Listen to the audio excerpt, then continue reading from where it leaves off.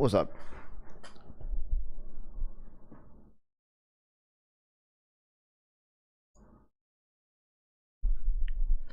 Look at the situation I'm in here, dog. Not that much of a situation.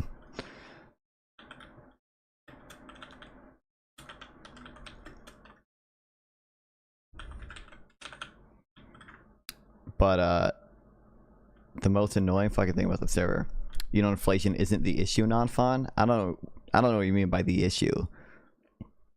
There's nothing. Inflation can be an issue. The issue is people aren't buying bonds. Oh, well, I think that's like, I mean, obviously they can be related, but like all else equal, like I think like if people aren't buying bonds, which to my knowledge there have been some cases of, you know, primary auctions for treasuries not going particularly well, were they buying short-term bonds? Sure, you know, that is probably, you know, that is a bigger issue than just inflation. The thing I'll be talking about is just the data that recently came out.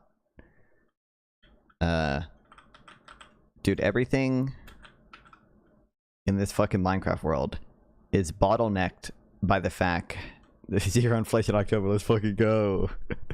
Yeah, they did. And like, truthfully, I mean, I'll go over it. I haven't like read a ton about it. Like, truthfully, it's probably not like that crazy of a deal. Like, I think like inflation, if you just look at like inflation excluding shelter prices altogether, like that's still down. Like there are other things that are down as well. And you know, it's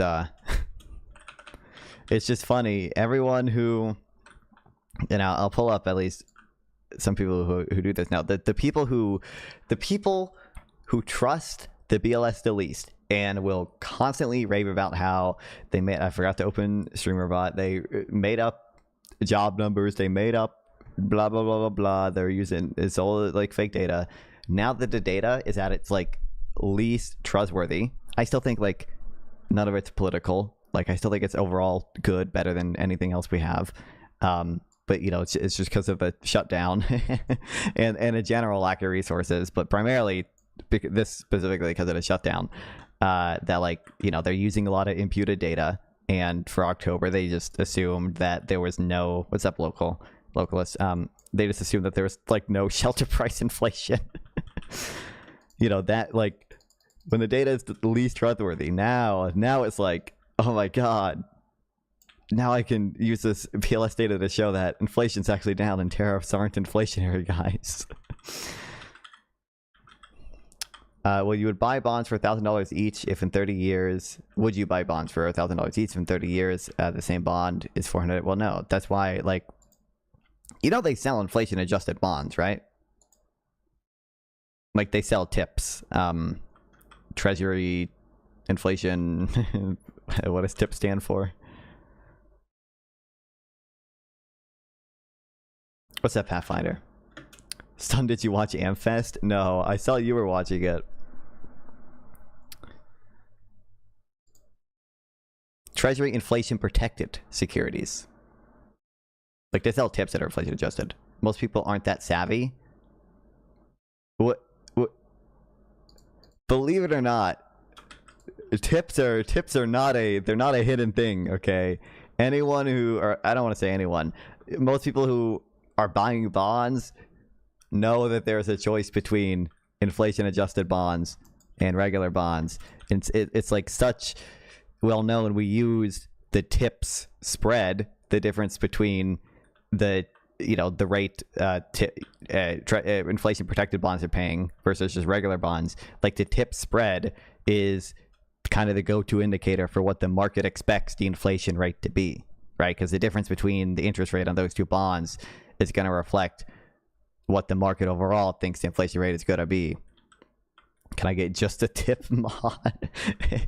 Non. Yeah, absolutely. Muted. What do you mean muted? Based. Yeah, everything in this fucking Minecraft world is bottlenecked. But in fact, we can't grow wheat because it's a fucking Christmas mod and it's always winter. And because we also have mods that make it impossible to grow crops in winter. There's no wheat, so there's no cows. And there's also no sugar cane, so there's no enchantments. Because we can't make books. So it's been a fun time.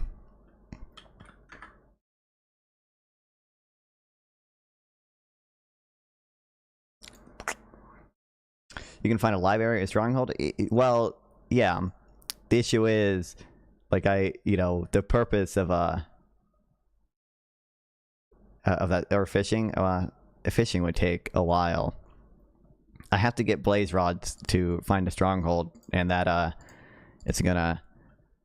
I haven't found the Nether fortress yet. I need to do that as well. And I kind of want, I want looting before I go to another fortress. It's not really that big a deal or whatever, but I prefer just to go once and stack up on blaze rods and shit, so I don't have to walk 300 blocks back. You're in a warped forest? Yeah, I'm aware. That I'm getting ender pearls. I'm getting ender pearls, no problem right now. I just need to find another fortress. Well, not really no problem, because I prefer to have looting, but make yourself a 3 brick tall thing and hide. No, I mean, did you not, like, I have a boat with me. I just put endermen in a boat, and then I kill the endermen really easily. I could do that as well, but, or build a, 3 block high protection thing, but I'm gonna guess China makes base metal watches. They're number 2. I feel like maybe it's Switzerland, but I feel like Switzerland makes, I don't know if fancy watches are included in base metal watches. I'm gonna guess Switzerland, but I have no faith that it actually is Switzerland. Okay, fuck yeah, thank God. Well, that was easy. Okay, I'm gonna guess Germany. Okay, they had some. I'm gonna guess the US as well. Number 7, damn. I don't know who else would. Japan, maybe? Or it could be another European country. It could be Spain or France or someone. Belgium, maybe. I was gonna guess Japan, though. Hey, Japan was up there. Yeah, France was number 4. Almost. Perfect. You can also fight blaze rods and bastions. Not, I mean, that's more trouble than it's worth.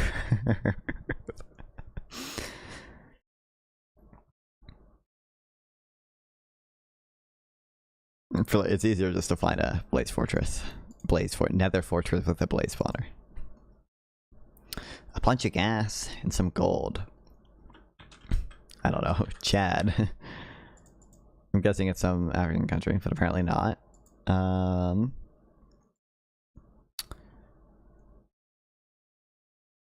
Indonesia would have more than 12 billion and stuff. palm oil. It's got to be some.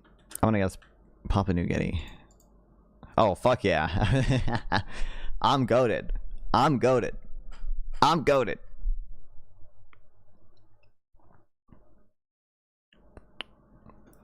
You need some golden fapples. Fapples. This is true. Okay. What's up, Dylan? Welcome back. Based. As I was saying, these motherfuckers, all the people who trusty place Rasta out, the kids are calling you vapes now. I wouldn't know. I wouldn't know. All you motherfuckers who complain all day the BLS is biased and Joe Biden, blah blah blah blah. They're not, now that they get one inflation report that's favorable to them, and when the data is sorry, they've always done the thing where they're way more willing to accept like the BLS data. ISIS lowering inflation, though. I mean, at some scale, deportations would be deflationary. I mean, it's not a good thing. If you killed, like, if you removed all women from the workplace, that would probably also be deflationary, but that would not be good for the economy. You know, overall, obviously. But I don't even know if I don't think deportations have reached a scale for them to be deflationary overall or have any noticeable impact. But you know, these people have always done a thing. And what's nice about the Anthony Pomp dude is he's very lazy. So like he just like shows the tweets of all the motherfuckers I'm talking about on his stupid video. They always are way more willing to accept any of the data the BLS puts out when it's favorable towards them. If it's anything good about Joe Biden or anything good about or anything bad about, you know, inflation under Trump or anything, they, you know, sell fake job revisions. But now, with the data again, it's relying way more on imputations than usual because of the shutdown, and just assume that there was no shelter inflation in October. Now we're okay with reported it. Inflation metrics this morning, and the world got set on fire. The reason is because these numbers came in freezing cold compared to economists' expectations. CPI, that forecast from economists was 3.1% year over year, but instead, like this fucking Twitter account, I don't know who runs this shit, but they do stuff like this constantly. They suck ass. It's always just most slop, bullshit, econ stuff like this. 2.7%. So 40 basis points lower than what economists predicted. Core CPI, which some people like even more, expectations were 3.0%. The actual numbers came in at 2.6% year over year. It's another 40 basis points below expectations. Now, as you guys know, as I've continued to say, deflation is smacking the U.S. economy in the face. Tariffs are deflationary. AI and robotics are deflationary. And deportations are deflationary. It's so fucking... It's so annoying. It's so annoying. So annoying. And I've talked about Anthony Pop doing this before. By the way, like when... Technically... in some sense, he's not wrong when he says those things are deflationary. That doesn't mean it's good overall, obviously. And deportations are deflation. At some scale, deportations would be deflationary. But they're deflationary because they slow down the economy. Oh, thanks, Victor, after a follow. Welcome. I appreciate it. That's indicative of them not being a good thing. The mechanism by... Well, actually, automation, that being deflationary can be a good thing. So if everyone... So if firing everyone and halting all hiring. I'm assuming you mean. Too many people have had their brains absolutely broken by politics. My brain's broken. They don't even understand what's happening right now. Trueflation. Oh, also the another bullshit thing. I said this before too. In some sense, tariffs are deflationary insofar as they slow down the economy and just reduce aggregate demand and reduce the growth, you know, the rate of change in the overall price level. Anthony Pomp, this motherfucker, didn't say that though. What he said is that tariffs don't increase the price of the products they are placed on, and that is just false. That is just not true. That is just contradicted by all the evidence we have. And I don't know, he has to know that distinction, and he's just being bad faith about it. The most accurate inflation measurement, in my opinion. This is why, by the way, I could never work into BLS. I could never, ever work into BLS because I would kill myself. Okay? I would crash out like they would do, you know, I want to get back past the social media background check, okay? Because they would see me saying stuff like this. They're showing inflation. It's great innovation domestically, which lowers prices long term. Actually, this is true. This is true. Postrada at 2.5% this morning. And you can see from the reaction of the mainstream media that technically, non-zero chance that might happen sometimes, but everyone's been convinced inflation's going. So not hiring Gen Z is deflationary, right? No, not on its own. I think the fact that Gen Z is not being hired is indicative of other deflationary pressures. Now, when I gotta say something, I'm gonna type a little bit, so it'll be more than one chat message. Okay, Kevin, you can type it in a Discord thing at one. If we achieve singularity under Trump, I'll kill myself. Valid. There's always New Zealand. There's always New Zealand. That's what should be in here. I'm Gen Z. So I think, and you can watch Powell say this. The people who sort of get stopped hiring first, right, are the riskiest workers. It's young workers, it's black workers, it's Hispanic workers. I think the fact that you see the unemployment rate for those people going up is indicative that there are things that are slowing the economy, like the tariffs, like the uncertainty around the tariffs. That's not deflationary in and of itself. Gen Z aren't getting hired because they're gay. That's true. It's because of the blue hair and the nose rings.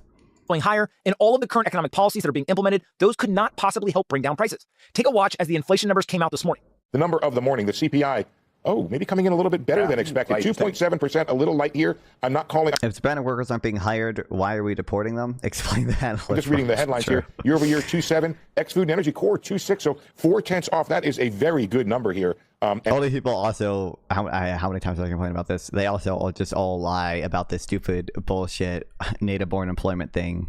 And it really, I have not looked Maybe at the Gen Z tattoo budget wasn't $1,000 a month they could afford housing. This is true. Look at them now, but it suggests that the maybe if it was just a little bit less THC, and they could do it. internals are good as well. Let's see, year over year, over the last 12 months, there is no month to month, but some guys will be able to calculate. Seasonally adjusted index for all items plus food and energy rose 0.2% over the 2 months.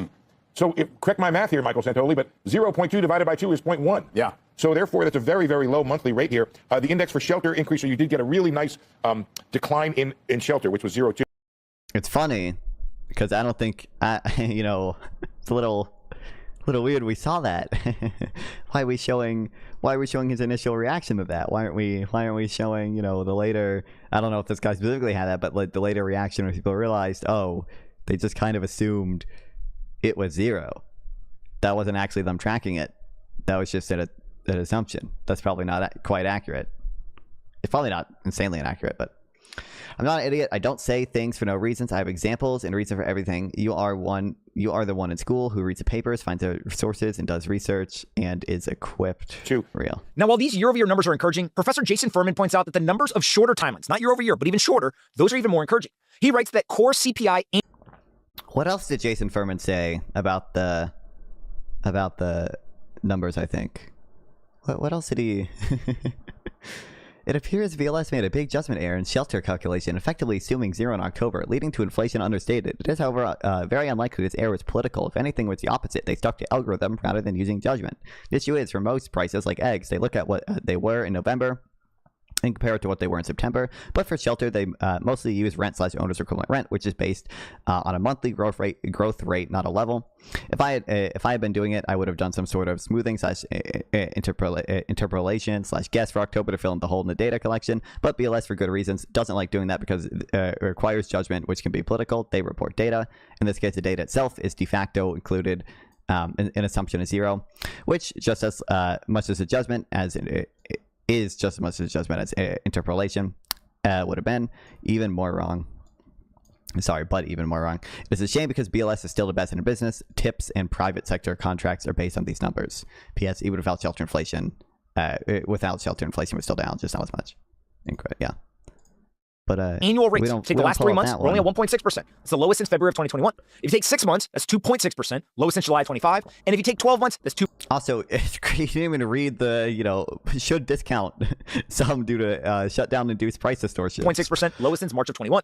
Geiger Capital shows that core low inflation at this point is a bad sign, so the fact that it's understated might be a good thing. CPI in November came in lower than all 62 forecasters in Bloomberg's survey predicted. And core CPI is at the lowest level since 2021.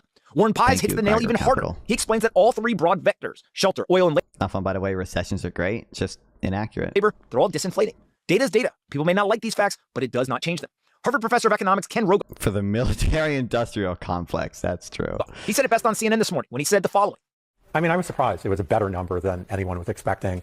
Look, inflation's been very high. It's stayed high. It has not been coming down. But, people were expecting it to be above 3%. It was well below 3%. I mean, I think the president will take this as good news. The investors will think that interest rates will get cut more. So, it was a positive news. There's no other way to spin it. I agree. There's no other way to spin it. This is all positive news. Again, politics broke the brains of a lot of people. Democrats are predicting inflation to be over 5% a year from now. And Republicans, they're True. Don't look at the Republicans' inflation expectations. predicting the number to be around 1.5%. The truth's probably somewhere in between. Being independent-minded is really important. If you look at your job as there's a huge partisan split in inflation expectations and the sentiment broadly, and Republicans that their change in sentiment based on administration, the party in power changes more than Democrats do. Investor is to tune out all of the noise. Look at the data. Cut rates to zero unironically. Read the source materials. Allocate your cap. Zero?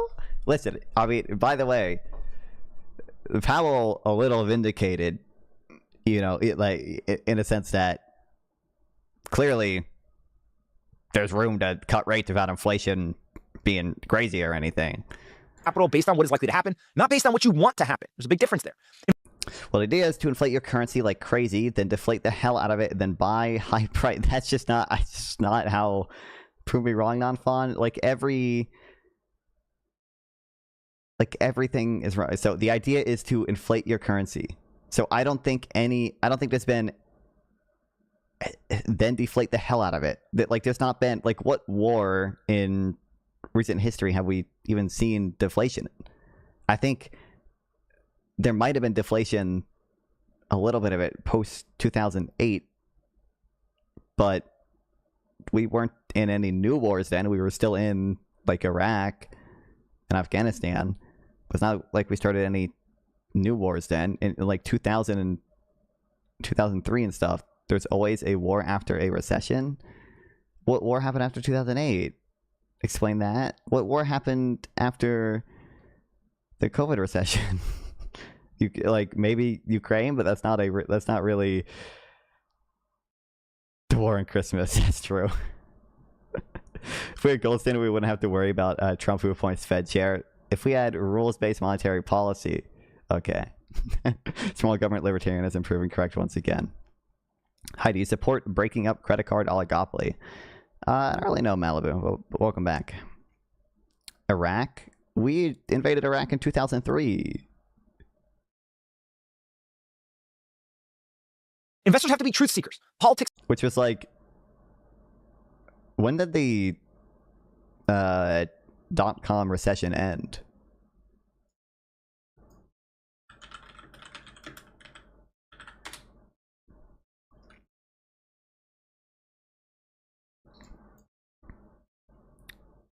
It was 2001 to... It ended in 2001.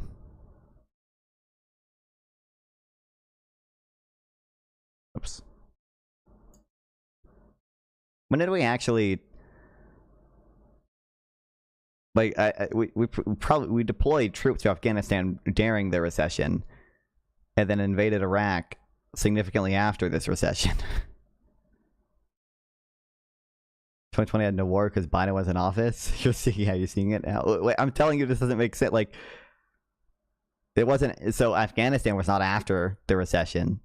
That was during it, and then Iraq was a little bit after it, but it ended 2001, and we invaded in 2003. Several, a full year and a half. It looks like, because it looks like it's halfway between Q4 and Q1 2002. Afterwards, we were trying to war Venezuela. We're not in a recession right now, probably. And I think it's a little too long to say that's the war that happened after the COVID recession. And I don't think that there's no... You recognize there's a 0% chance that in Trump's mind, his view is that we are going to inflate the currency and then somehow deflate the hell out of it, which again, we haven't seen deflation in quite a while, and then start a new war to do something in profit.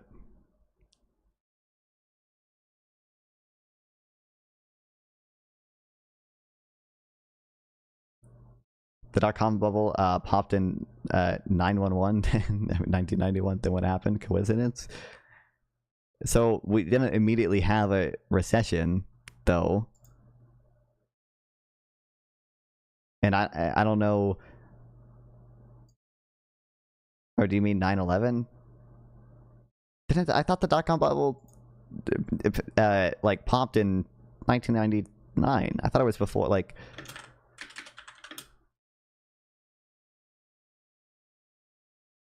No, it's in 2000.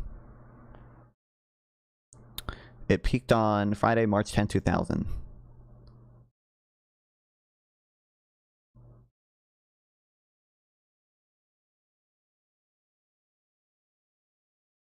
Seems like a very bad theory.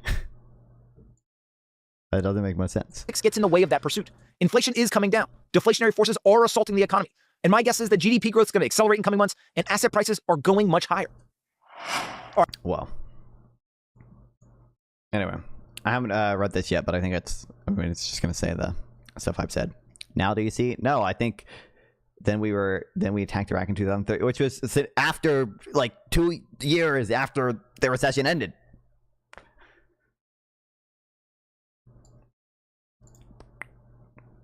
It's not a theory. It's yeah. Well, it's facts, and facts make no sense. True. Is it over? It just got here. Is what over? Welcome, Sauce Rama. Don't think anything's over yet. I haven't read it yet, but like I said, it's going to say what I said.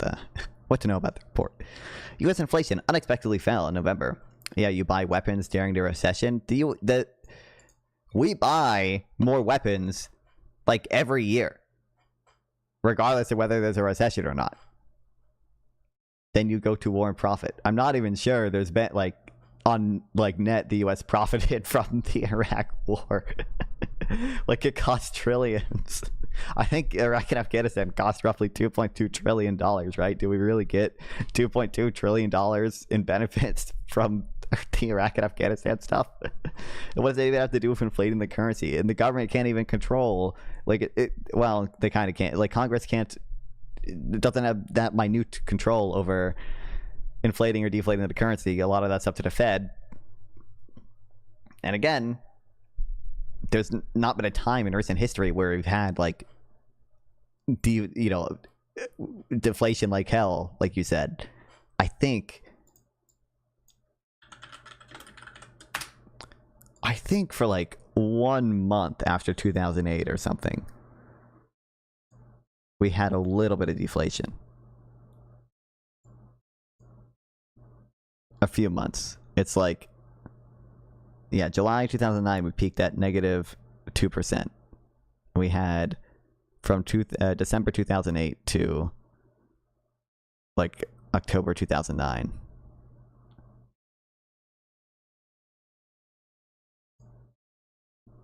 But other than that, do we have the dot-com bubble?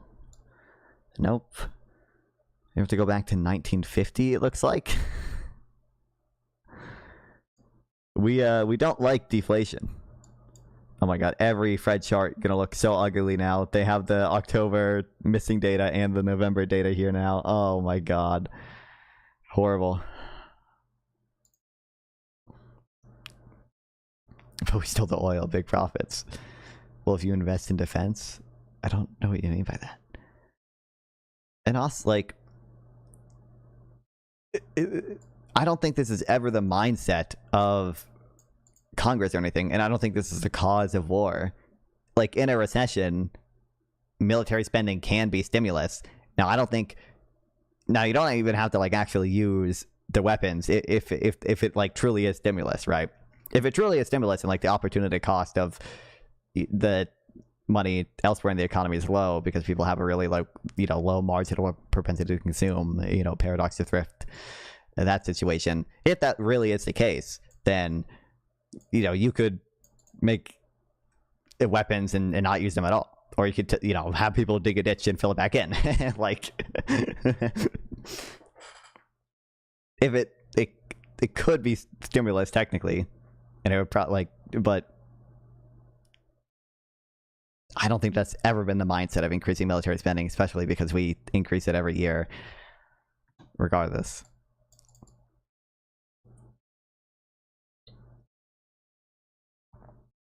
Can I read this now? And what likely reflected distortions caused by the government shutdown, creating an uncertain picture for the Federal Reserve as it simultaneously contends with rising unemployment. The latest consumer price index released by the Bureau of Labor Statistics on Thursday rose 2.7% from the same time last year. That fell short of the previous 3% pace and was well below economists' expectations for a 3.1% rise. Core inflation, which the central bank tracks as a gauge of underlying inflation since it strips out volatile items like energy and food prices, rose at an annual rate of 2.6%. It last stood at 3.1%. The agency was forced to cancel October's release, citing complications in collecting the data because of the government shutdown that stretched on for over 40 days. The lack of an October report meant that no month-over-month rate was released on Thursday for either overall inflation or the hundreds of goods and services that are tracked, resulting in an incomplete picture of how the economy is evolving at a critical juncture for the central bank. Inflation has moved higher this year because of the steep tariffs that President Trump has imposed on nearly all America's trading partners. Businesses managed to blunt some of the initial impact by building up inventories before the tariffs were enacted, which helped to keep inflation overall more contained than economists and policymakers once feared. Many companies chose to absorb higher costs themselves, resulting in reduced profit margins. Non-fun is so awesome. That is true. That is the first true thing you've said. Banana companies have run down their stockpiles or exhausted other ways to step aside the levies. The question confronting the Fed is how much more tariffs will push up consumer prices in the coming year, and at what point inflation will start to fall back towards the central bank's 2% target. It's really tariffs causing most of the inflation overshoot, Jerome H. Powell, the Fed chair, said last week after the Fed announced its decision to lower interest rates by a quarter percentage point for a third straight meeting. Mr. Powell, who sees tariffs generating only a one-time increase to prices rather than persistently higher inflation, added that he expects peak impact on everyday goods to hit in the first quarter of 2026. The Fed's latest interest rate decision was particularly divisive in part because of an internal split over how much to worry about inflation. 6 officials indicated their preference in some capacity to have held interest rates steady, including I'm going to mispronounce these. Austin D. Goolsbee, president of the Federal Reserve Bank of Chicago, and Jeffrey R. Schmid of the Kansas City Fed, who cast official dissents. Beth Hammack, who will vote next year on interest rates as president of the Cleveland Fed, also expressed concern about price pressures, saying last week that she wanted interest rates to be slightly more restrictive to help tame inflation. But elevated inflation is not the only concern for the central bank. The labor market has also cooled notably since the summer, stoking fears that it could be at risk of cracking. The unemployment rate rose in November to 4.6%, according to the data. And be like, blah, blah, blah. Where's the fucking thing I care about? Another way to actually explain the assumption they made, but maybe not. Christopher J. Waller, Fed governor, who's a contended replacement of Powell when his term as chair ends in May, said on Wednesday that there was still scope for the central bank to cut interest rates because the labor market was very soft, but he stressed that there was no rush for the Fed to do so. Die. New York Times has failed me. Anyway, read that. This is Ernie's thread on it. The recent cooling in housing inflation accelerated significantly in October and November because they, again, basically assumed at zero. 3M's CPI housing inflation was 1.6% annualized versus 3.8% 3 months ago. This will show up in PCE too, but it's so sharp we should wait for more data to confirm. Virtually all excess core CPI inflation, the components that are hotter than we'd expect if we were at Fed's target, stem from goods at this point. Year on year, housing is dwindled to zero, and the other service pieces are very small. The weighting is different in PCE. Yeah.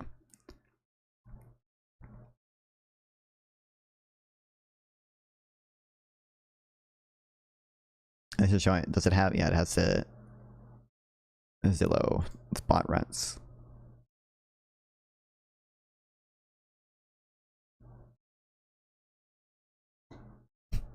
I don't know who this dude is, but he had the. I've seen this quote a lot. This is totally inexcusable. The BLS just assumed rent such OER was 0 for October. I'm sure they have good technical explanation for this, but the only way you get 2-month average for rent of 0.06% and OER 0.135% is assuming October was 0. There's just no world in which this was a good idea, but here we are.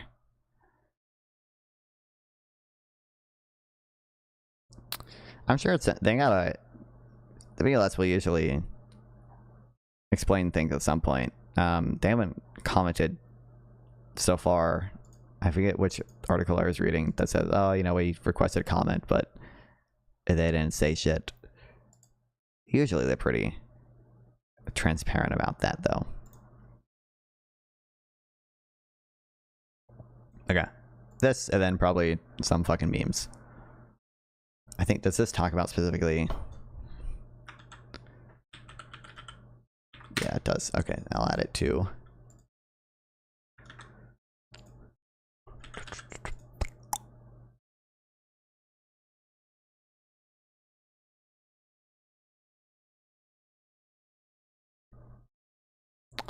this.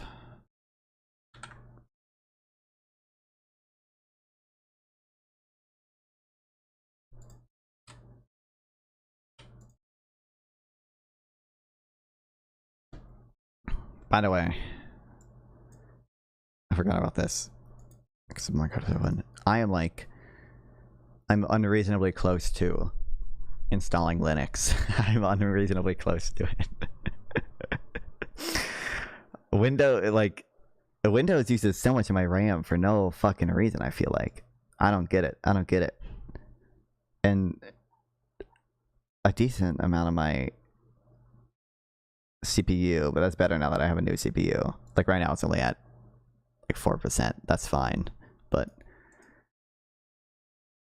like even when I have nothing open, like I'll idle at like 6 or more gigabytes of RAM with my superscript whatever turned off, which is there's some setting enabled by default on Windows that like preloads programs in the background that you're likely to use or whatever.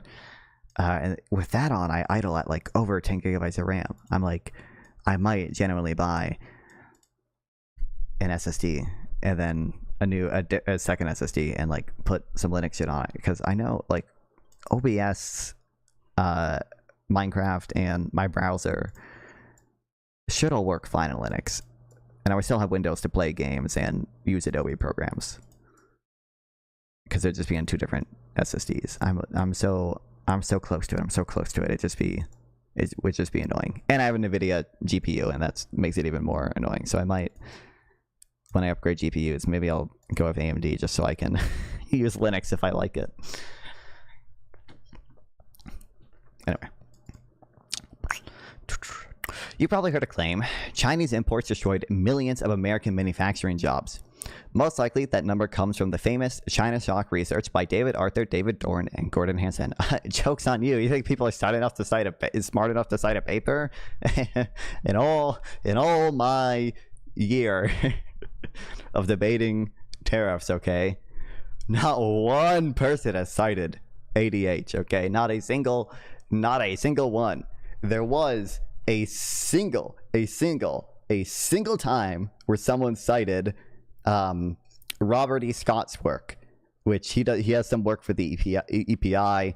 It's not a paper. It's just like a piece he wrote, which just assumes that imports from China 1-to-1 displace production from the U.S., which is not true for many reasons. One of the biggest ones being our trade deficit might have increased with China, but it decreased with other countries because China was taking jobs from those other countries that were previously exporting to us. It's very dumb to assume that everything we imported from China was being produced in the U.S. when it just wasn't. We were importing from other places and we started importing from China instead. Very stupid. Very stupid. And also, you know, intermediate goods and capital account surplus and all that jazz. It's become a fixture in trade debates, In that original paper, I can't speak, Arthur, Dorn, and Hansen compared regions with different exposures to Chinese import competitions. Some areas manufactured goods that competed directly with Chinese imports. Others didn't. By comparing employment changes across these regions, the researchers identified how relative employment shifted. High exposure regions lost jobs compared to low exposure regions. In a benchmark calculation, they estimate Chinese import competition accounts for approximately 21% of the decline in U.S. manufacturing employment decline from 1990 to 2007, corresponding to roughly 1.5 million jobs. How seriously should we take that number? Answering that question is actually quite informative for answering many issues in empirical economics. By the way, their identification strategy is not even good. I pulled up this paper before, but it's a good paper.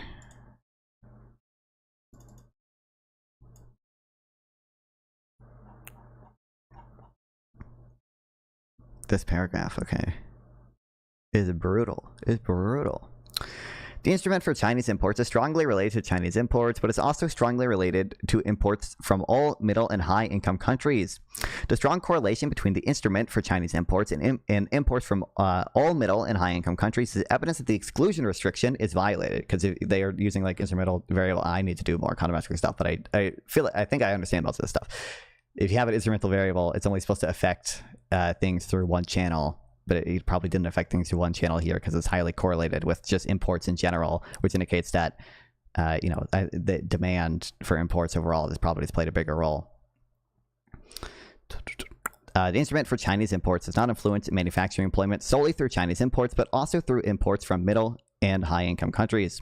Similar problems used for imports from other countries are also observed. The instrument for imports from low-income countries is significantly correlated with imports from Mexico, Mexico CAFTA, which is like the Central American Free Trade Agreement we have, and all middle and high-income countries. And the instrument for imports from all middle and high-income countries is significantly correlated with imports from China and Mexico CAFTA. Combined, these violations of the exclusion restriction suggest that estimates of the effects of imports from China on manufacturing employment are biased and reflect a combined effect of import penetration more generally, and not necessarily a negative effect. Indeed, estimates of the effect of total imports on manufacturing employment shown in the last column of Table 1 indicate that imports had virtually no effect on manufacturing employment. The fact that imports are demand-driven suggests that the measure of total imports may be driven by omitted demand-side factors. I think, what's funny is that also, if you just take their estimates and use all import penetration or whatever, I think it implies that small towns actually weren't even hurt more than bigger towns. Table 3 presents the result for wages. Will not shown. The first stage estimates in a violation of exclusion restriction the same as described earlier. For this 2 hours, able to replicate estimates in ADH, as they are shown in Table 3.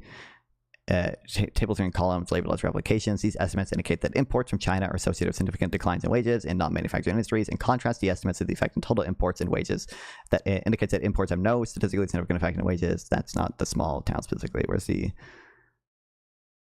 small town? Oh, I think it's here.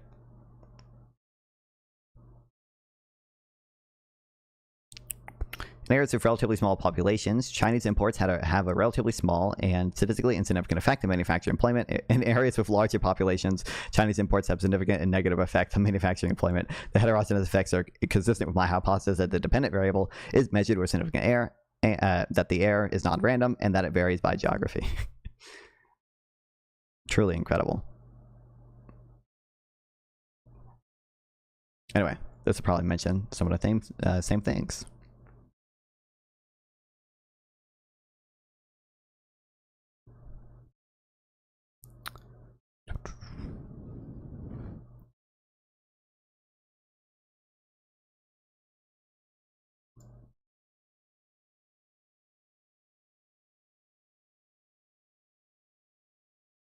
Okay.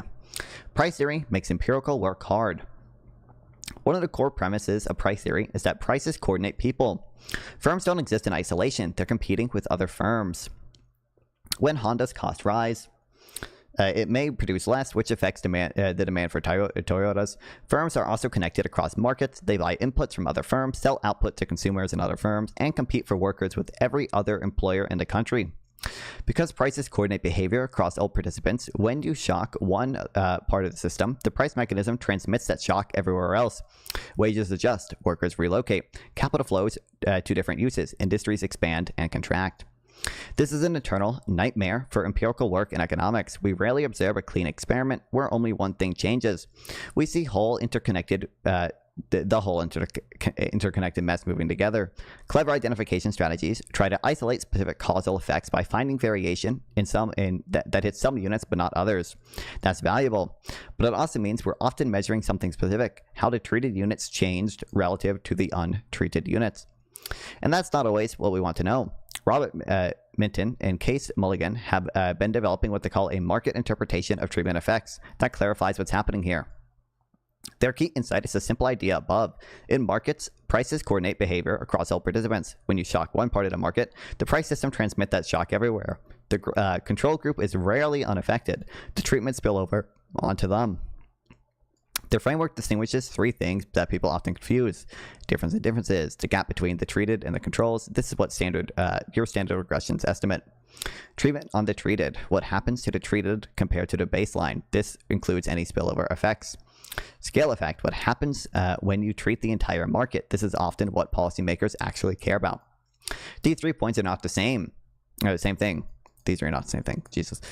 Usually, when we talk about spillovers, economists will point to a small treatment size, meaning spillovers are small. But TOT and DID become less informative about the scale effect as the share of the treated units fall. In the limit of a tiny treated share, TOT and DID coincide with each other, which is often what microeconomists want, but can differ from the scale effect by an arbitrary amount, which is often what public discourse is about. Before getting into the detail, okay, here we go.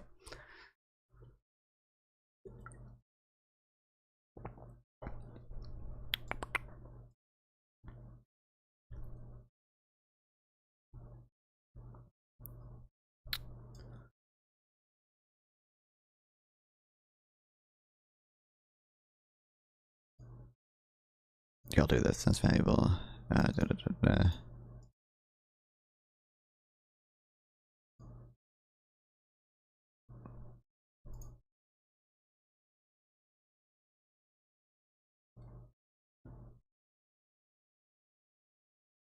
Okay, just key insight and stability above. In markets, prices coordinate behavior across all participants. When you shock one part of the group, the price system transmits shock everywhere. The control group is rarely unaffected.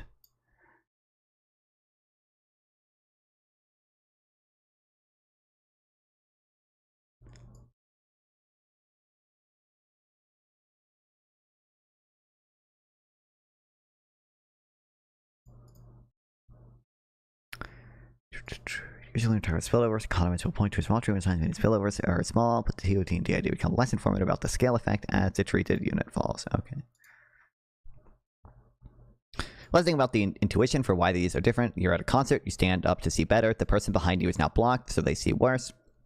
A researcher measures the difference. Standing up improves your view by X relative to the person behind you. Correct. Now the researcher scales up. If everyone stands up, everyone will see better by X. Obviously wrong. If everyone stands up, nobody sees better, and everyone just has tired legs. Econometricians have long grappled with spillovers and externalities, but more as a complication. As Minton and Mulligan point out, this is the norm in markets. They illustrate this with a simple industry model that makes the problem precise.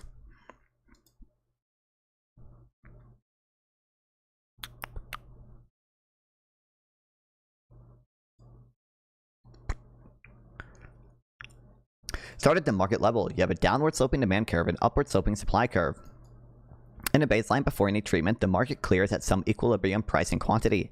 Now imagine some suppliers get a productivity treatment, so their output rises. The supply curve shifts outward. A new equilibrium emerges at a lower market price and higher total quantity, moving from E to E.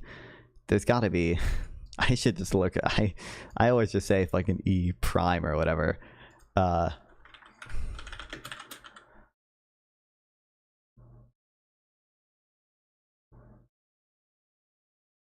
That's not what that's not what I want.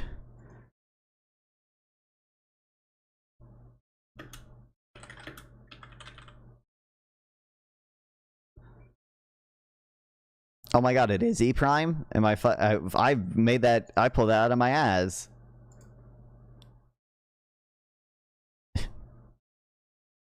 Okay, paste. Moving from E to E prime in a figure below. If the full market were treated, you'd move to E. Oh, fuck. Now I'm out of... This is E double prime, okay. Yeah, I moved to E double prime. Whoa.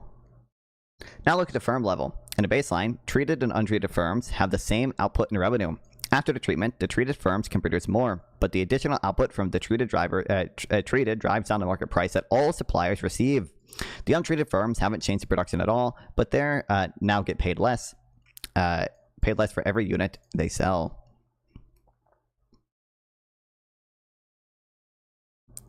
After the treatment, the price is P prime, so the treated firms receive the revenue are 3. Why do I really need underscores? Plus R4, plus R5, plus R6. The untreated firms have revenue of R3, R5. I'm assuming. Okay, yeah, that makes sense. Oh, I think they're. Okay. The DID picks up the difference R4 plus R6. If we ask what was the effect on a treated, we also have to account for the fact that prices fell from P to P prime. The net effect on a treated is their new revenue, R3 plus R4 plus R4, sorry, plus R5 plus R6 minus their starting revenue, R1 plus R3 plus R5. So TOT is R4 plus R6 minus R1.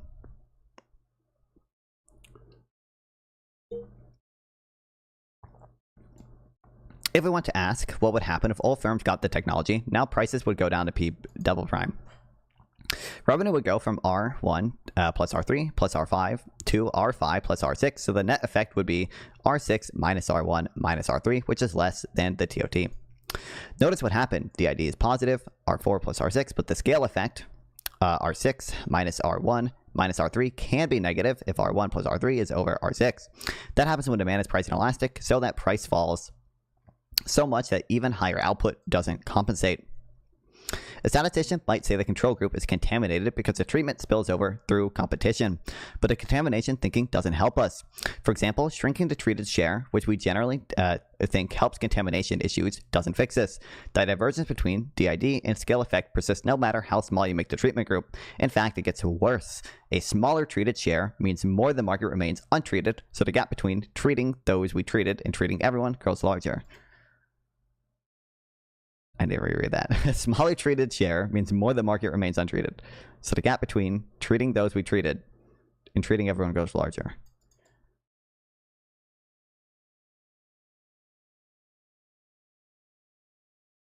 It's my brain not working.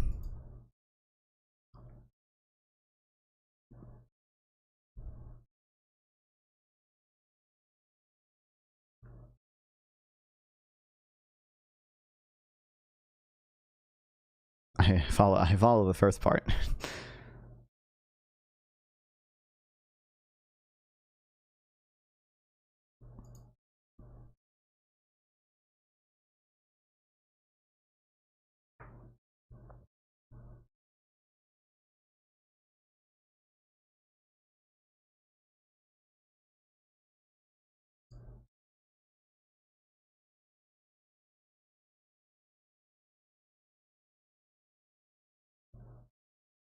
Okay, the missing intercept. That's the price theory framing. There's an econometric way of seeing the same thing for the nerds who want that. Your regression gives you a slope. I'm not going to understand this part though. How outcomes vary with treatment intensity across units. Oh, I might understand this actually. High exposure regions lost more jobs than low exposure regions. That slope is your DID estimate. The treatment effects on the treated isn't just a gap between treated and controls. It's the gap, that gap plus whatever happened to the controls because of the treatment. If competition displaced manufacturing workers, pushed down wages and services, that's a spillover onto the control sector. The controls moved too. So TOT equals DID plus spillover effects onto controls. Your regression identifies the slope. That level shift, how much everyone moved because of the treatment, gets absorbed by the intercept or maybe time-fixed effects. It's invisible to cross-sectional variation. Macro people sometimes call this the missing intercept.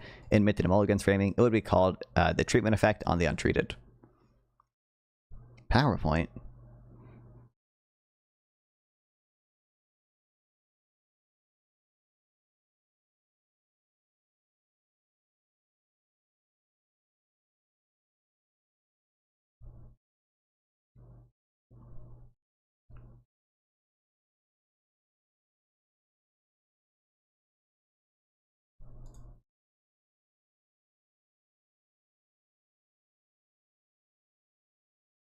Okay. Notice that the scale is still different. TOT tells you what happens to the treated when you treat some in a market. The scale effect tells you what would happen if you treat it all. The difference is the counterfactual spillover on the treated from additionally treating everyone else. When your treated group is small, that's a lot of everyone else. The additional spillovers can be large. It can be large. Formally, TOT is a weighted average of the scale effects and DID. The weight depends on the fraction of the market that is treated. As fractions shrink towards 0, TOT converges to DID, but both can differ from the scale effects by an arbitrary amount.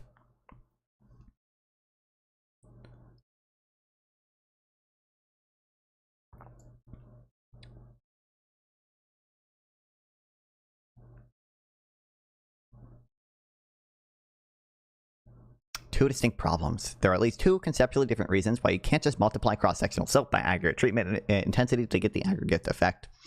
Both matter in different proportions depending on the problem. Problem 1, aggregate shocks that hit everyone. At least in theory, some responses have literally zero cross-sectional variation. They hit everyone identically. Did the Fed respond to rising unemployment by easing monetary policy? Did the dollar weaken? Did fiscal policy respond? These affect everyone equally. Time-fixed effects absorb them completely. Your regression cannot see them. There's no cross-sectional variation to exploit. 2 is spillovers and reallocation. When workers lose their job in one sector, they don't vanish. They move geographically or across industries to find new work. They flood into other sectors. The cross-sectional estimates capture substitution within the market, basically how activity shifted between treated and control groups. But some of that gap is zero-sum. It is zero-sum shuffling that doesn't affect the aggregate at all. Minton and Mulligan pushes further. Even if you could perfectly measure the spillovers, how much wages fell in the control sector when treated workers flooded in, you wouldn't recover the aggregate effect. The reason goes back to the distinction between TOT and the scale effect. Measuring spillovers onto controls gets you from DID to TOT, but the scale effect is what happens when there's no control sector left to absorb the shock.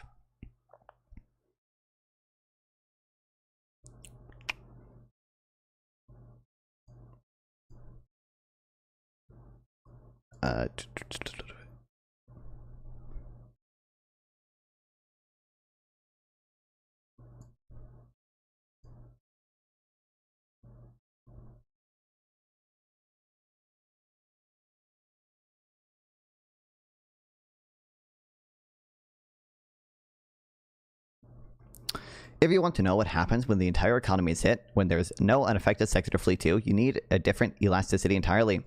Not the elasticity of substitution between the treated and control sectors, but the elasticity of substitution between working and not working, between participating in this market and leaving it entirely.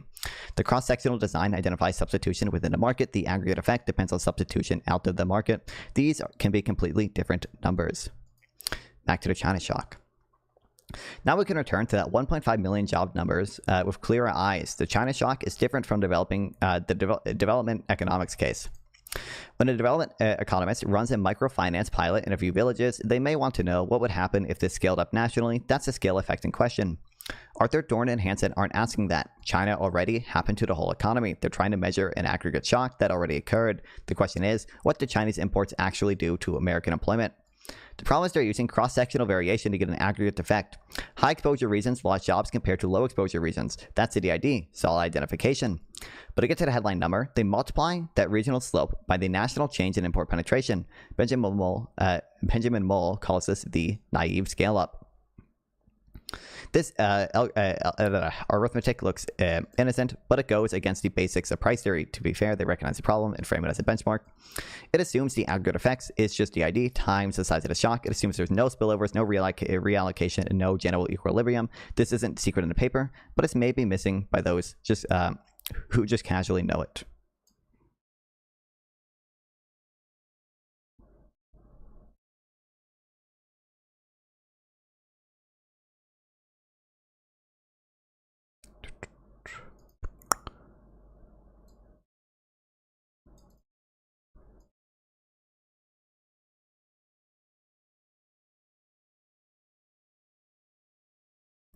What's actually missing? The common component, how much everyone moved because of the China shock. Did displaced manufacturing workers flood into services, pushing down wages there? Did the Fed respond to rising unemployment? Did falling demand in factory hurt local retailers everywhere? These effects hit high exposure and high in low exposure regions together. They're absorbed by time-fixed effects. The cross-sectional can't see them. This is the missing intercept problem. It's not that we want to know what the intercept per se, when the treatment is 0, but it's that the research design identifies relative effects or the slope, but the level shift is that's common to all regions disappears. If manufacturing workers who lost jobs moved into services, that displacement shows up in a huge gap between sectors, even if total employment barely changed. The DID is large, the actual aggregate effect would be much smaller. Or if the common shock was large, if macro policy failed to respond and there was really nowhere for workers to go, the aggregate effect could be larger than a cross-sectional suggests. What's up, Easy Money? Welcome back. I'm not saying the aggregate effect is 0. I'm saying the research design can't tell us what it is. The naive scale-up assumes no spillovers, but the whole point of price theory is that spillovers are everywhere.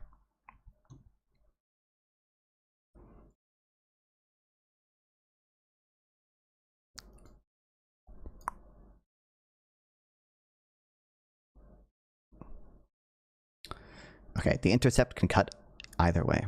Either way. I've been emphasizing what the cross-section misses, but I haven't told you which direction it cuts. The missing intercept could make the aggregate effect smaller than the naive scale-up or larger. The cushioning intuition is natural. Workers displaced from manufacturing flood into services. The shock is absorbed. The aggregate effect is smaller than the local one because there's somewhere else to go. But the intercept can also amplify. Recent work by Adu, Arkolakis, and Epocito tries to recover the missing intercept using a structural general equilibrium model. They find a China shock estimated eliminate 2.2 million jobs, a number even higher than the original estimate by Arthur et al.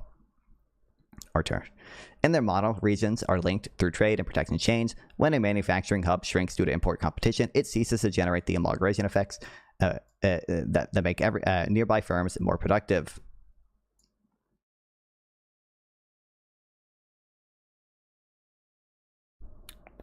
On the other side, Lion and WOG incorporate aggregate labor supply responses, producing a positive aggregate employment effect from the China shock of about 1.5 million additional jobs. They explicitly state that the limitation, difference in difference approach identifying only differential effects, not levels. The aggregate labor supply response is not identified. This is more about the aggregate shock I mentioned above. Now, I'm not claiming 1.5 million is too high. I'm not claiming it's too low, or I think it's below 1.5 million. But I'll save that. I'll save sorting through that literature for another newsletter. The point is that the research design of comparing high exposure to low exposure regions can't adjudicate between these possibilities. The cross-section identifies the slope. The literature itself is an iterative attempt to reconstruct what cross-sectional design emits. Even time variation is problematic. For example, Alexandria, Kahn, not going to try. It's not going to try that rule, I guess. And Steinberg argued that the job losses we observed in the 2000s were largely the slow, grinding adjustment to earlier decisions. You can't just difference that out. In a sense, the past is contaminating the WTO time period, or in price theory language, this market is interacting through time, not just across place.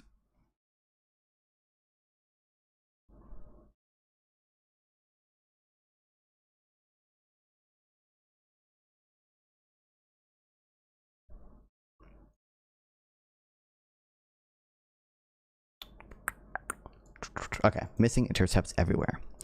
I started with how general the problem is. Yes, I tried to lure you in with the China shock number, but then it's everywhere. The most slides that I linked, about this list a bunch of areas that fall prey to this. Let me add one more case where you need to worry about comparing treated and control groups, airline mergers. Airline mergers have the missing intercept problem built in from the start. The standard approach compares treated routes where both merging carriers operated before to control routes where only one carrier flew, classic DID. But airlines operate networks. When Delta and Northwest merged, Delta didn't just adjust fares on overlap routes. They re-optimized carefully frequencies and pricing across hundreds of routes. That's the whole justification for the merger, maybe overblown, but still. Your control routes are connected to the treated routes through the network, to particularly they're partially treated or contaminated.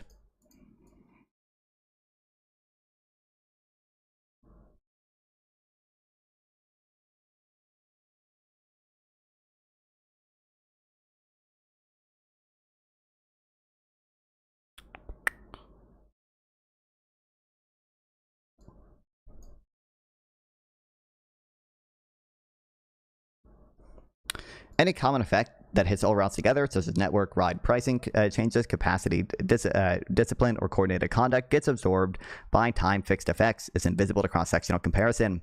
The DID identifies the differential change between treated and control routes, not what happened to the overall level of affairs. A recent paper by Errol Chattopadhyaya Hayaya? What the hell? And Celebrito is basically an attempt to grapple with these exact critiques. There are really two parts of their analysis. The first uses synthetic DID to reweight controls to better match the pre-trends of the treated group. This addresses parallel trends problem, a separate issue from the missing intercept. After this fix, the results shift dramatically. The baseline DID suggests mergers reduce prices by 4 to 8%, but with synthetic weights, those effects vanish. If anything, prices rose. But synthetic weights don't solve the missing intercept problem. They can't, they ensure treated and control routes are on similar trajectories before the merger. They can't tell you about common shocks that hit all routes together. If the merger generated efficiency gains that spread across the network, lowering prices on all routes, we wouldn't pick that up. On the flip side, if the merger facilitated anti-competitive coordination across all routes, raising prices everywhere, we wouldn't pick that up either. The intercept can cut either way. The authors know this and are extremely clear about it. They explicitly flag the standard merger DID approach relies on no spillover effects across markets, and note this is questionable when firms compete across markets. That's why the second part of the paper turns to a structural model, separately identifying efficiency gains and changes in conduct. This gives you a framework for thinking about what the missing intercept might contain, but the identification still comes from cross-sectional variation. The structure helps you interpret, but it doesn't conjure new information from thin air. So what are we to do? The authors try to rescue the analysis with a structural model, but I'm not sure it solves the fundamental problem. Novel methods in a single application should make us more cautious, not less. In the case of the airline mergers, I think this paper is the best we have in mergers, and it looks like these mergers have raised prices. But we should be quite humble at this point. The cross-sectional estimates require no spillover assumptions that are especially heroic for networked industries. The missing intercept problem is the norm when you're dealing with networks. The key point is that distributional effects and aggregate effects are different questions. Most of the time, the coefficient of the slope, the aggregate effect requires the slope and the intercept, which requires an economic model. Markets connect their prices. That's what makes them so good at coordinating activity. It's also what makes them so hard to study in pieces. True.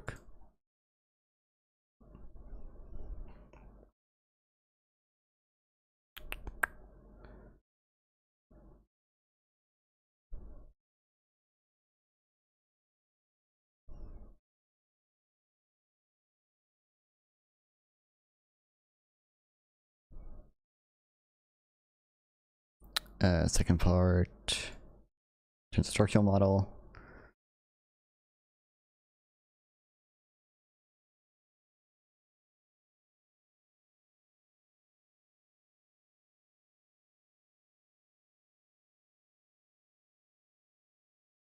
Okay, woohoo.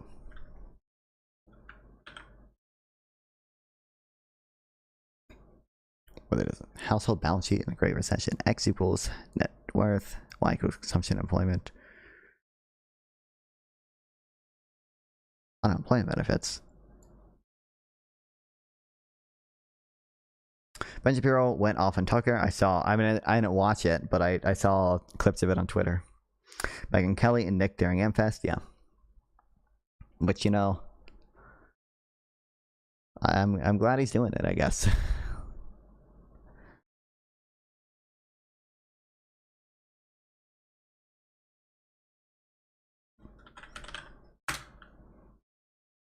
I just wanna check something real quick. Let's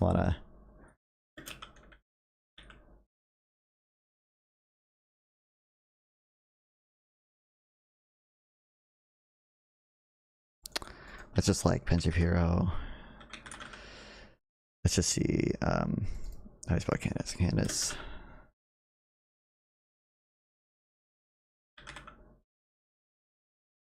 Owens. Let's see, we got negative. Oh my god, he has negative 20k subs, and that's up 20k from the last. From the last 28 days. 16 million monthly views. That's 12 million long views, 5.6 million short views. Or Candace Owens, 90K, 54 million views, 34 million of which are long views, 30 million of which are short views. Oh my god. Shapiro might be more intelligent, but the latter is more honest. Tucker? Or Megyn Kelly? Did you see AJW interviews Anna Kasparian? No. Do I care about that? Do they talk about anything interesting?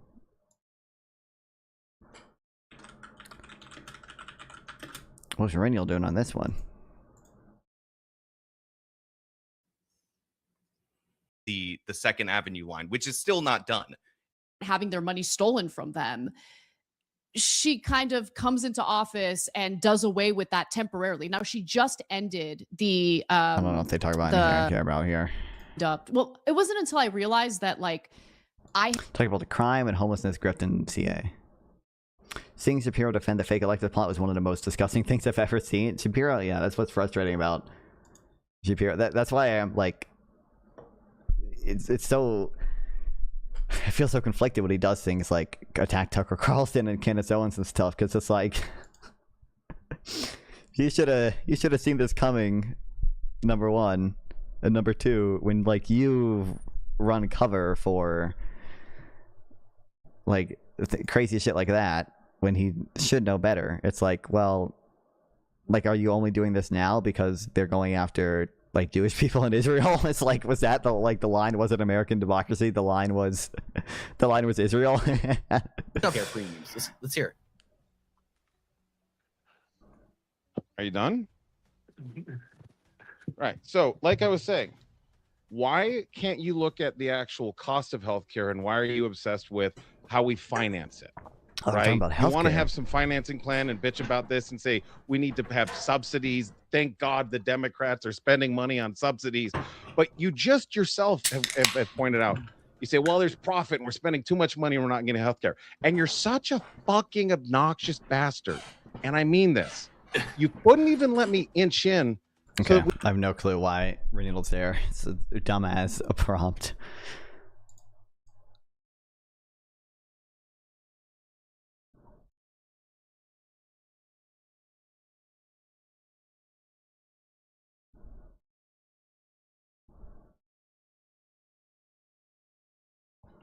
You see that what Fuentes said, that if he never talked about Jews or Israel, he would be buddies with everyone on the right because they agree with him on the rest. I mean, I didn't see him say that, but it doesn't surprise me that he would say that. Oh, that dude is a Michigander lol, lives a few hours from me. What are the people on the panel? Or Reynold? I don't know where Reynold lives.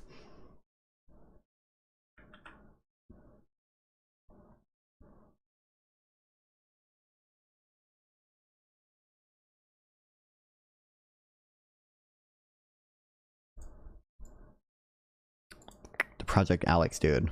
I don't think I've ever, unless I have, hold on. I'm not sure I've ever spoken to him or anything. I know you're too fucking and you're doing it again. You're doing it again. I think I've seen him though. Go ahead, baby. Probably just on other Sarah panels. Are they talking about anything interesting here? Like the Democrats can win the next election if what? Pulled out to feed a helpless infant. Okay, 40 more million people got killed. We knew this. 40 million more people got covered. And at one, with me anyway. I don't know what you're like with other people. Are you? Same for me, Josh. Are you hurt? Are you feeling hurt? Do you Not need to say? Like what? What are we doing? What are we doing?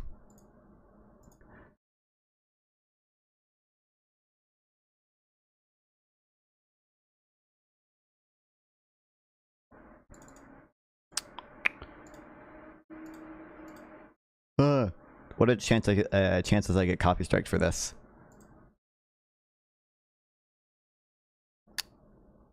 I think it'll be fine, but we'll see.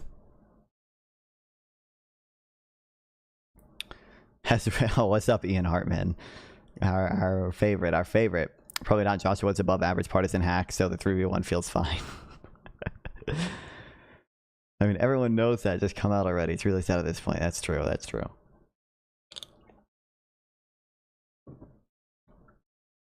When will I finally come out of the closet as Jewish? That's the real question you got to be asking, Ian. Speaking of Jewish people, the Great Depression. No one clip that. Oh, also, real quick for the people here, last day to vote in the non-final awards. The link should be pinned still, I believe. You know, basically all you guys probably voted by now, but that is the real question. It's being nice and not mentioning it.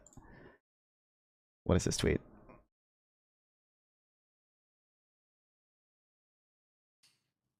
And it goes the same way in the right wing. Let me ask you this. If I went live on my show on Monday, this coming Monday, and I said, fuck Islam. I said, these Muslims need to go home. Fuck them. They're barbarians. They're third worldists. They like to live in open sewage and bomb crap. You think any conservative would disavow me? Any of them? Any Republican?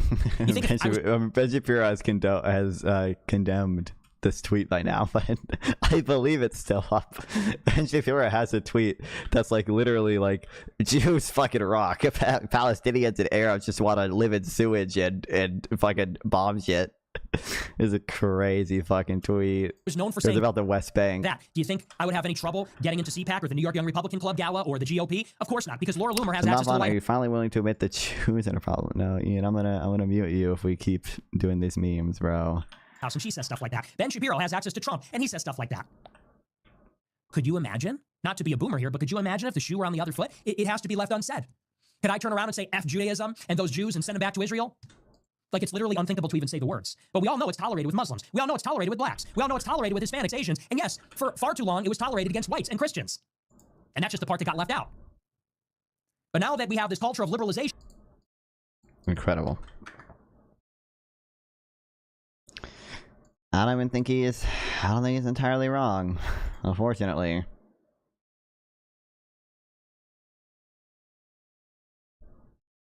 The irony is you can't say Nick Fuentes is lying.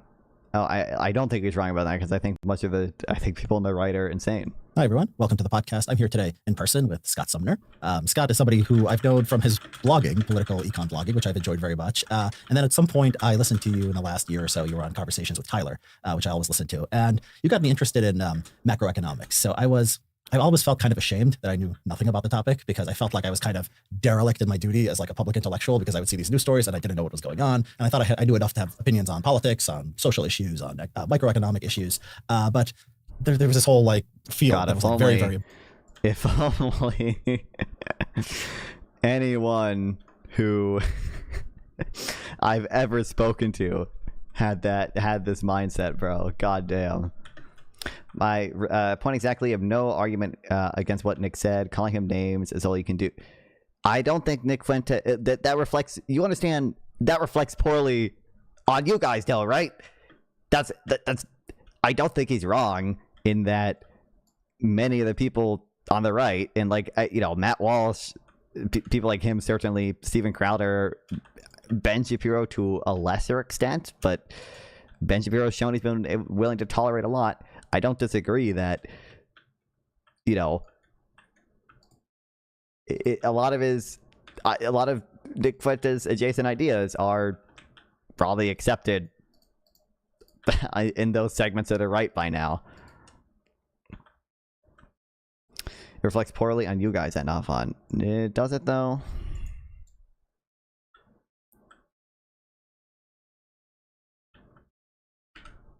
I need this Enderman to get in a boat. Obviously Nick Fuentes touches kernels of truth, but his grand conspiracizing of everything makes him not someone to take seriously. I don't know if you know Ian, Easy Money, but he is literally like a Groifer, so important for like understanding public policy that I was just kind of missing. So I read both of your books, The Money Illusion and the Midas Paradox. Wanted you here to talk about it. So how are you doing, Scott? Very good. Thanks for inviting me, Richard. Yeah. So the first question, how do you, I have my own understanding, but how do you describe macroeconomics versus microeconomics? Okay. So the term macro and micro called mind, large and small, but actually that's not the relevant distinction. Like the economy of Costa Rica is much smaller than the oil industry, but oil is a microeconomic topic and Costa Rican economy is a macro topic. It really refers to, macro in particular refers to aggregates. So overall economy's performance in a variety of ways, whereas micro looks at individual firms and industries. So for macro, I would say there's several areas that are of interest. One is nominal variables. inflation, nominal GDP, things like that. Another is real variables like real output, employment. And on the real variable side, there's really two parts of macro. One is long-run economic growth, and the other is the business cycle. And those are actually radically different areas that call for different types of models to explain them. So breaking it down, I think of macro as kind of three areas: nominal variables like inflation, the business cycle, which is short-run movements in real GDP, and then long-run economic growth, which is what determines things like living standards over time.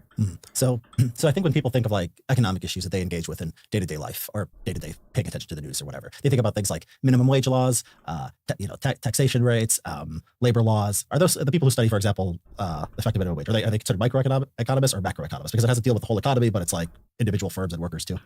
Yeah, I mean, some of those are kind of borderline cases. It depends on whether the wage regulations are very industry specific, like, say, building workers in Los Angeles.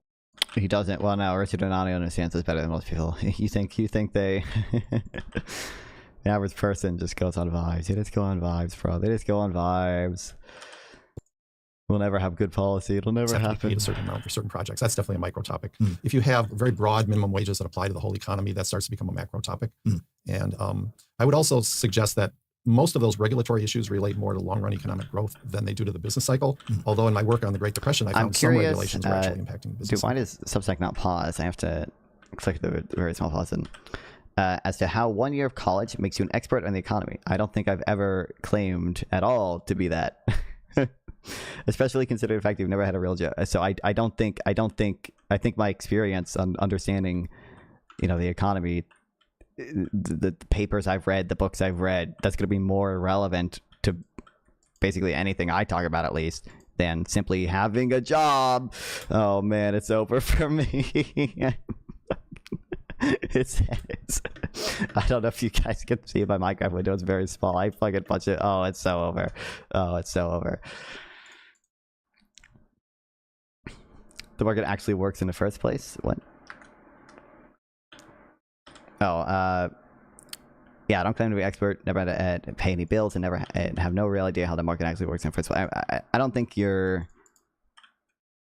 I don't know what you mean by how the market works. I think, like, is econ even your major? Not right now, because I am just going to get a 2-year degree. Well, I am getting a 2-year degree, an associate's degree, then I'll transfer to some college to get an econ, to do an econ major. So when it comes to practical application, you have no idea. I want to say no idea, but right behind theory, you're clueless, right?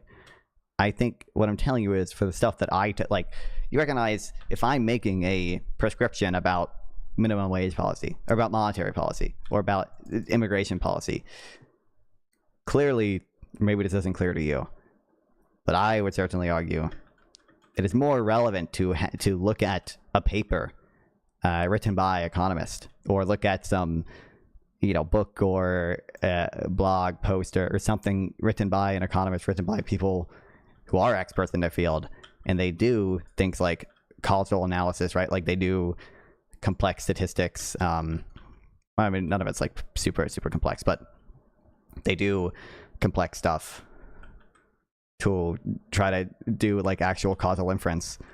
That is more relevant to understanding those topics than simply having a job and getting anecdotal experience.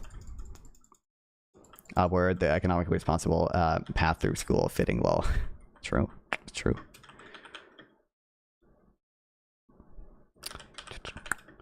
Just like how when women entered the workforce in mass, and that drove down real working wages as well. Duh. I mean, that literally probably did not happen. But you understand, economists, Richard and Nadia jump scare. you understand, economists are the ones compiling all those estimates and working on all those models that explain why, real wages didn't really drop. So supply and demand isn't a thing? No one is. No. I don't know how to.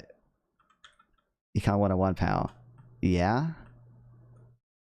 It doesn't follow from Econ 101 reasoning that when women enter the workforce, real wages in aggregate are going to fall, because you recognize demand is also going to, like, you might increase the supply of workers, but demand is also going to increase. There's probably going to be some, positive effects on productivity and innovation, just because of the fact that you have more workers coming up with more ideas, and there tend to be gains. There are gains from specialization and gains from scale as well. So, like, I'm unsure, like, I'm unsure how much this specific thing happened, but for example, like if you had, like, let's just say, men are on average like higher skilled than women, or on average smarter than women. I don't know if they're necessarily on average smarter than women.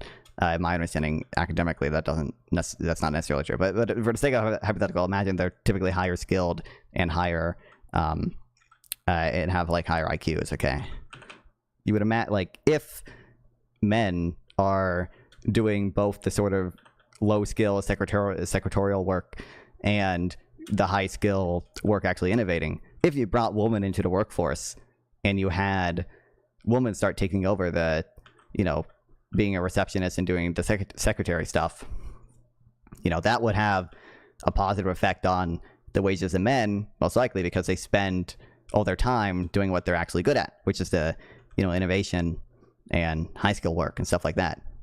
And that's all economic theory too. And that's obviously going to have some competing effect with the increase in the supply as well. Our GDP was cut in half when women joined the workforce because we finally had to include them in per capita numbers. This is true. Read my last comment. I think I can largely understand why people like gropers, wokists were correct in saying that people were okay. Do you realize it's just a meme of the fucking guy in prison or whatever, like shaving his head and getting the Nazi tattoo, and he's like, "You guys really made me do this." It's like, bro, chill. Again, you're talking theory. I'm not I'm explaining to you theory that does explain the real world results, though, right? At least part of it. I'm explaining, like, you're saying, oh, clearly this can't be true, and I read the whole comment. I don't care right now. I'm busy dying in Minecraft. Like, you're saying, oh, we observed a real world result that wages of men did not fall when women entered the workforce, and I'm explaining to you with theory to explain why that's not inconsistent with, even the Econ 101 reasoning. First, we only had 100 million workers. Now we have 2 million. Clearly, we've doubled the supply. Well, at the same time, you didn't double demand. Well, you might not have doubled demand, but you recognize you probably did increase demand, though, right? So what's weird about the inflation data? Basically, because of the shutdown, they had to use more imputed data than usual, and they just didn't really have proper data for owner's equivalent rent. So for the month of October, they essentially assumed it was 0, which is like not super crazy or anything, but a little weird. So woman into the workforce, a man can provide for a family working at a gas station. We clearly can't say the same. I don't know what I mean by that. But woman entering the workforce did also increase demand, right? And people specialize. I'm pretty sure.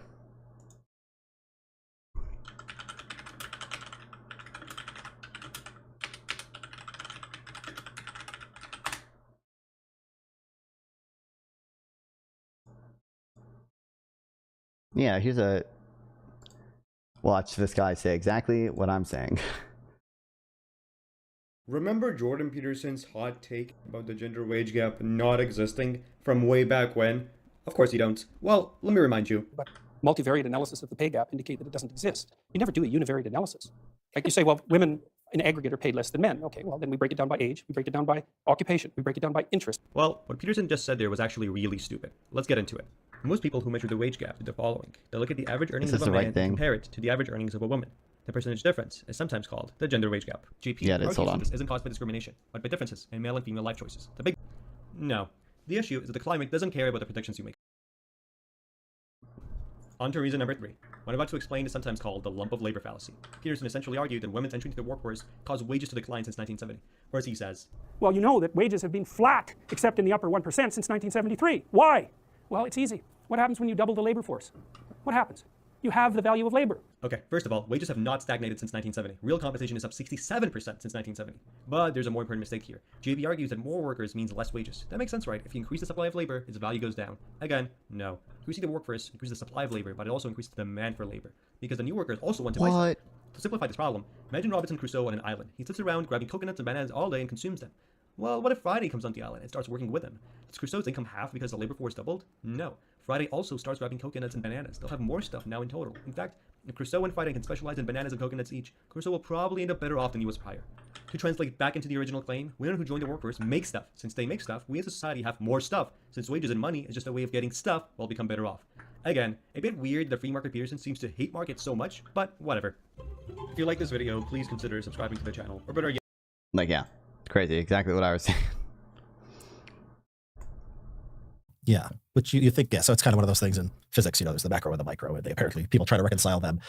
Yeah, so I guess macro is more broad than I thought. I thought it was mainly monetary policy and maybe taxation and spending and kind of, the Keynesian thing where you where you lower taxes or you spend more depending on where you are in the business cycle, but it's broader. The minimum wage law passes, we change immigration policy, we study what happens to the economy. Basically anything where your outcome variable is, say, GDP or rate of inflation or something like that, that's basically the macro category. Is that right? That's right. But I should say that my own interest is monetary economics. Yeah. So I don't actually do research on long-run economic growth. I mean, it's an interesting topic, but it's not my area of interest. And no, that's Krugman. Don't know what you're talking about. So the two areas I look at, the business cycle, cutting my household budget in half would make my family poorer. Those are, believe it or not,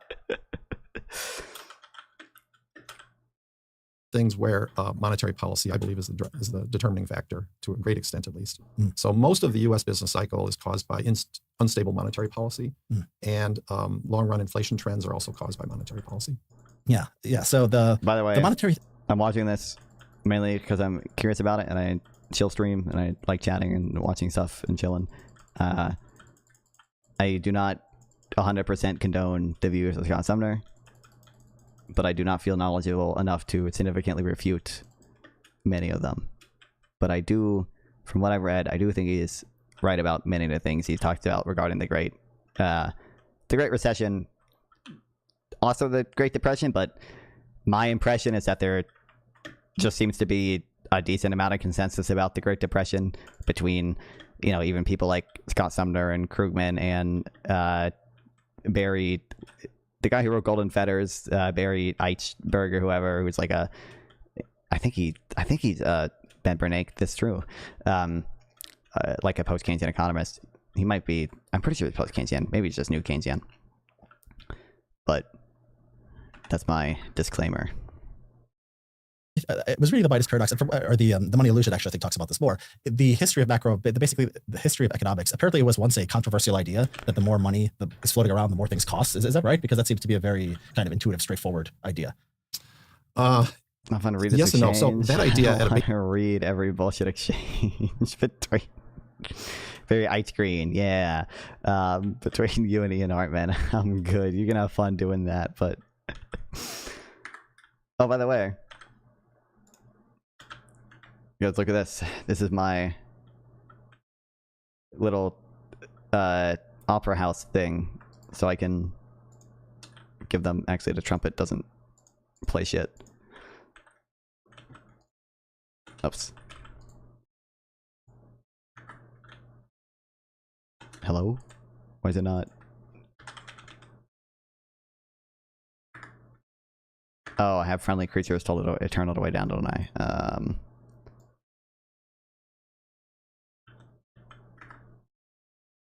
And I have it muted on stream anyway.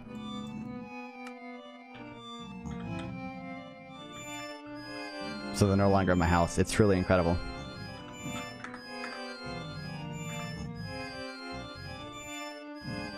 Basic level's been understood for hundreds of years. So there's been this notion of the quantity theory of money, which goes back to at least the 1700s and even earlier.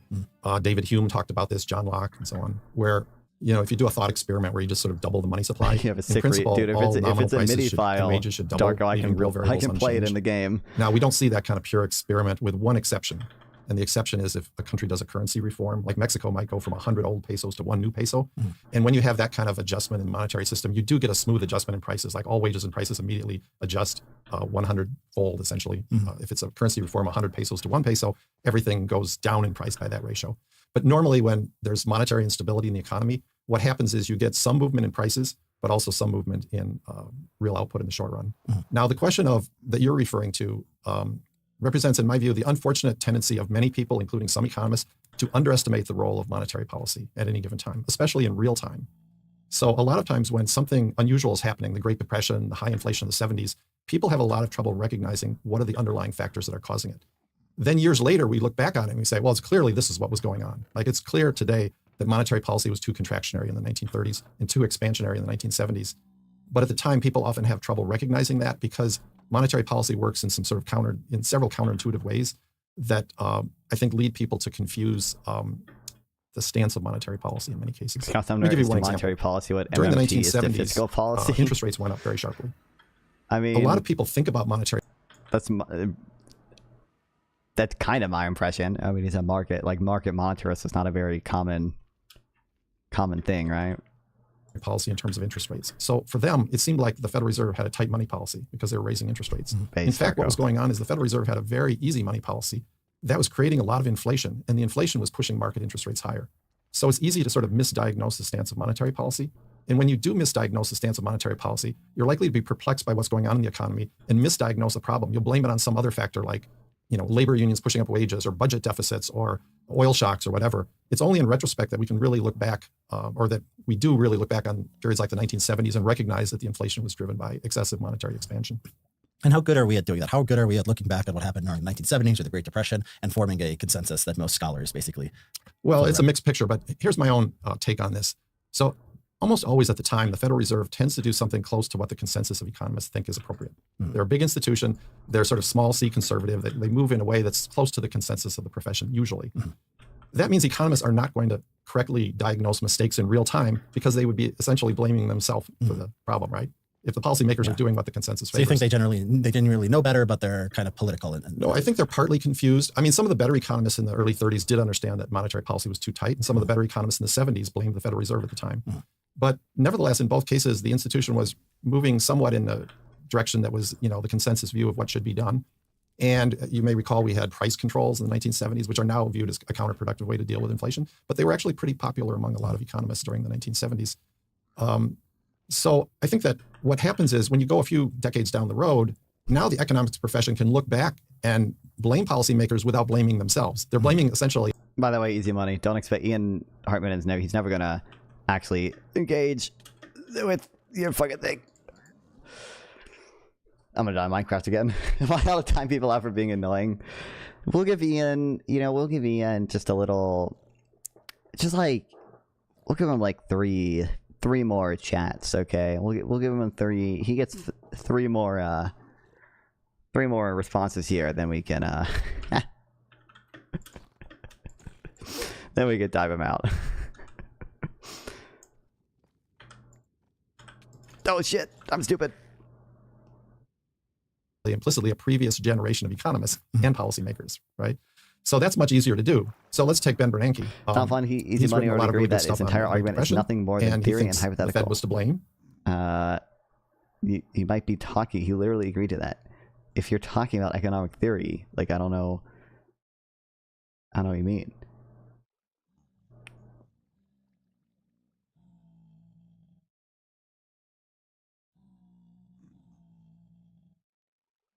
It's not my problem that he can't actually tell me why I'm wrong. I feel like he's asking you a question and you're not answering. That's the impression I've gotten from. So if we ban women from working, what do you think the impact would be? It would drive up wages because the supply would be less. Then he says, what do you think happens after wages spike and production falls?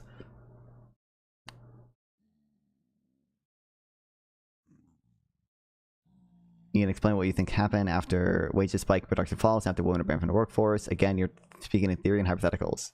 I already applied to him, not one. Doesn't seem like it. I should just do the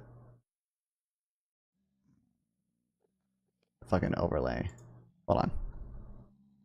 He thinks the Fed was to blame for the high inflation of the 1970s. Obviously, he doesn't think the Fed was to blame for the Great Recession of 2008 and 9. Now, I happen to think the Fed was to blame for that. But the Fed was doing, something close to what the consensus of economists felt was appropriate in 2008 and 9. And so most economists disagree with my view that the Fed was to blame for that recession because the Fed was essentially doing something close to what they thought was appropriate. So there's a time lag, but you think eventually they will come back to your view, right? Yeah, I think things become clearer in retrospect. Also, our vision of what is possible changes over time. So during the Great Depression, we were still on the gold standard. And that, to some degree, limited the ability of Federal Reserve policymakers to act. I mean, they still made mistakes, in my view, but their ability to act was less unconstrained than it is under a fiat money system like we have today. Now, at the time, most economists thought the gold standard was appropriate. That had been the system in place for many, many decades. And if you asked economists about fiat money as a possibility, almost all of them would immediately think, oh, isn't that what Germany tried in the early 1920s? And of course, what happened is Germany had hyperinflation. So fiat money was viewed as a very disreputable idea during the period between the two world wars. So today, it seems like obvious, like, why didn't they just abandon the gold standard and print enough money so we didn't have a Great Depression? But that, what seems like an easy answer today, didn't seem so easy when people were thought of the gold standard as the only really truly respectable monetary system, and fiat money is a radically dangerous idea that could lead to hyperinflation. Yeah, I mean, well, it did happen in Germany, right? And some places like Zimbabwe, they do have, hyperinflation. So yes, maybe they were right for the time. Who knows? Like, yeah, that's very possible. It's very possible the gold standard was the best system for the period during which it operated. Yeah, there we go. I can do it now. When I read all the chat messages, I guess I can do this. Incredible. Yeah, so it's kind of, it's just not very, it seems like a lot of it is not, well, let me ask you actually this. So when you say we look back and when enough time has passed and economists don't have to personally take responsibility for what happened, there's a general understanding of what happened. I'm thinking about other fields, like, I don't know, maybe history is like kind of, Ian Harmon, you might learn it was the birth of the petrodollar. True. You might learn a thing or two if you open your mind a little bit. You might learn a thing or two from this podcast about, nominal shocks and why the gold standard, might not be great as long as we have a Federal Reserve that is at least somewhat competent. But, are you really going to do that? Who knows? Oh, wait, what the heck happened to my, what happened to the chat? Did it just refresh?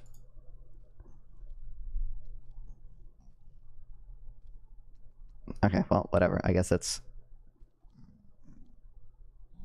good now? Question mark? Some of the history disappeared on it, but whatever.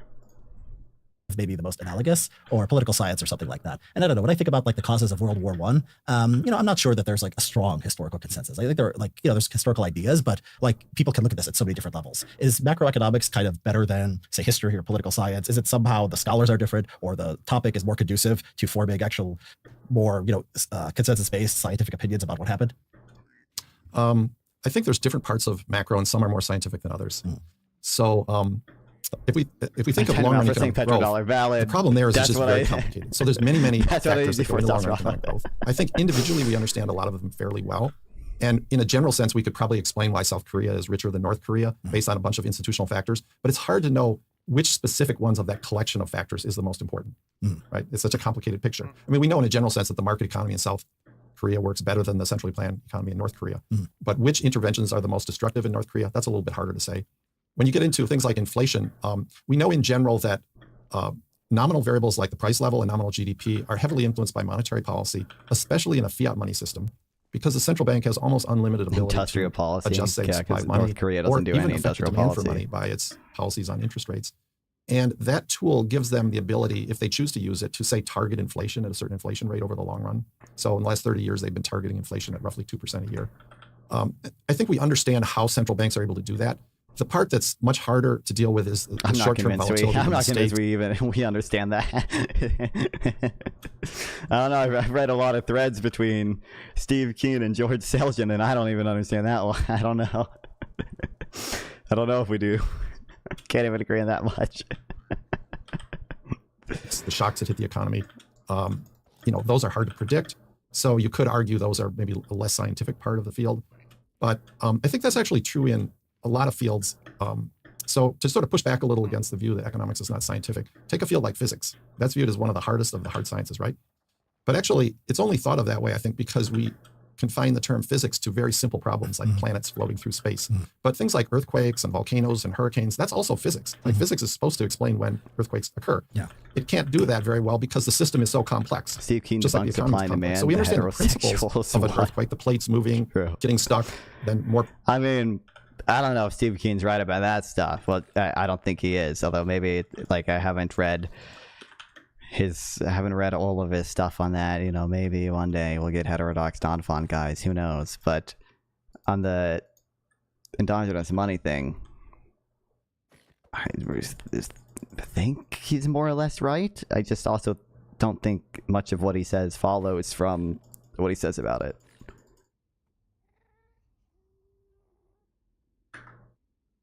Pressure and it lurches suddenly and you have an earthquake. We understand the process, but we can't actually predict the timing of earthquakes very well, even though it's essentially a physics problem because the system is so complex. Same thing weather forecasting. So I think economics is a lot like that. We sort of understand the principles that drive inflation, changes in money supply and demand, but we don't really have the ability to predict it precisely because we have such a complex economy that's buffeted by shocks all the time.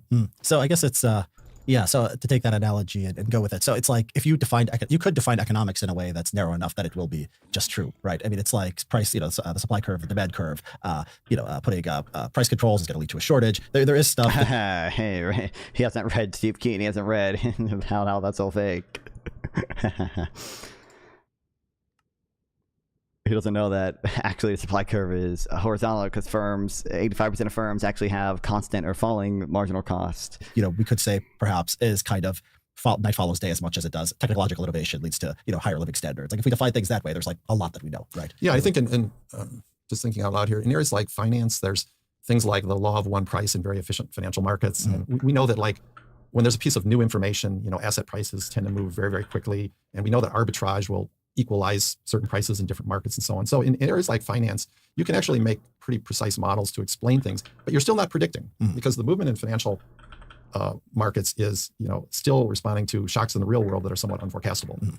But in terms of the actual way financial markets work, like law of one price and arbitrage and so on, those are relatively scientific concepts, I'd say. And you can maybe not predict, but make if-then statements kind of what's going to happen to the market if the monetary policy is lucid, this will happen, or if like an earthquake wipes out like part of the state or something like that. Like to some degree, even those often the forecast would be very imprecise. But like a good example would be, say you have a price change where the reason, like you institute a heavy new tax on a product.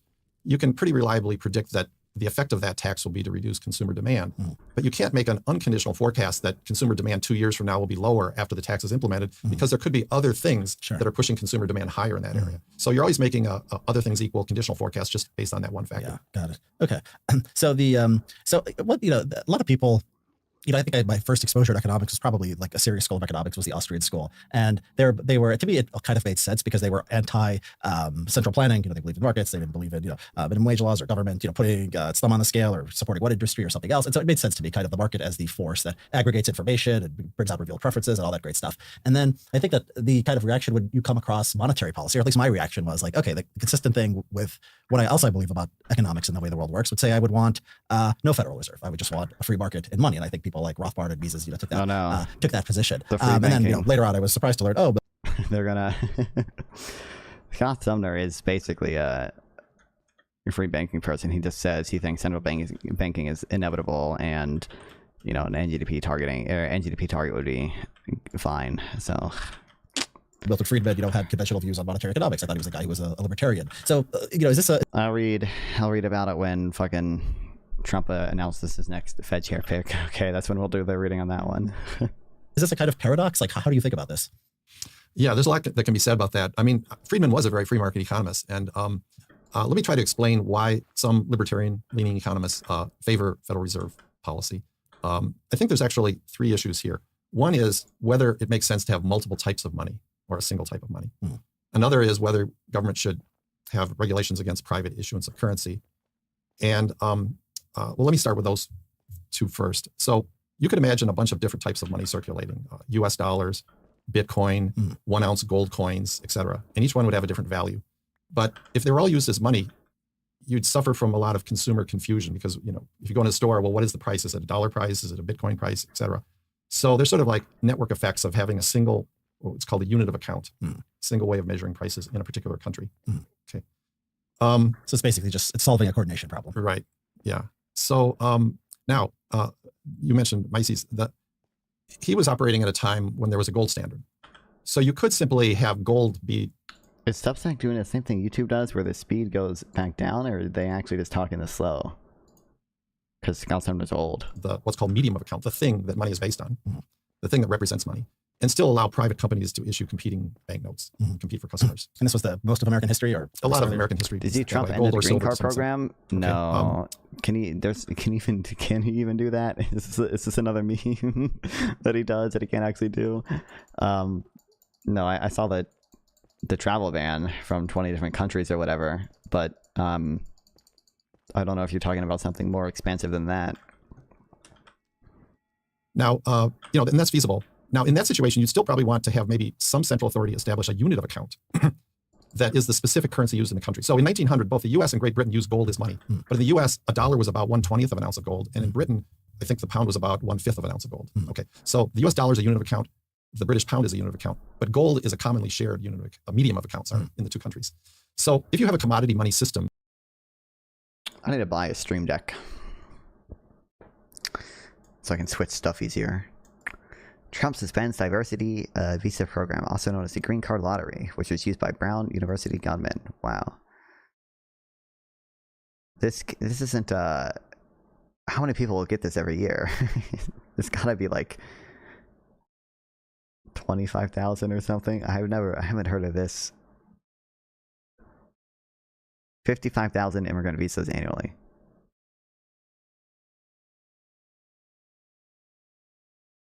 My parents got in through here. Oh man.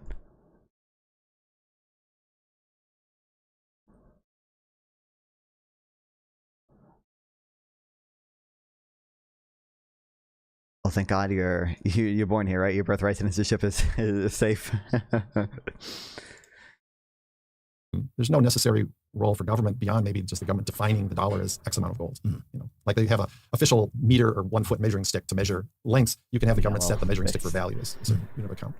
And then otherwise you can leave it up to the private sector to produce money. But why in the libertarian story, why would you even need that? Because you would, I mean, like, I don't know, my local bank would have gold, and then it would say, here, you can redeem this for 1/10 of a gold. They could have Citibank dollars. It's just a coordination problem again, basically, is the issue. No, you could have a gold standard where each bank issued, bank notes with their name on it for $5, 10, 20. Exactly. It would look like modern currency in a sense, but it would be redeemable at that bank for gold on demand. Right. So, that's a perfectly feasible system. And, it's, to some extent, we did that in parts of American history. The U.S. government's always been somewhat involved in the monetary system, but definitely the private sector was involved to a much greater extent in the 19th century.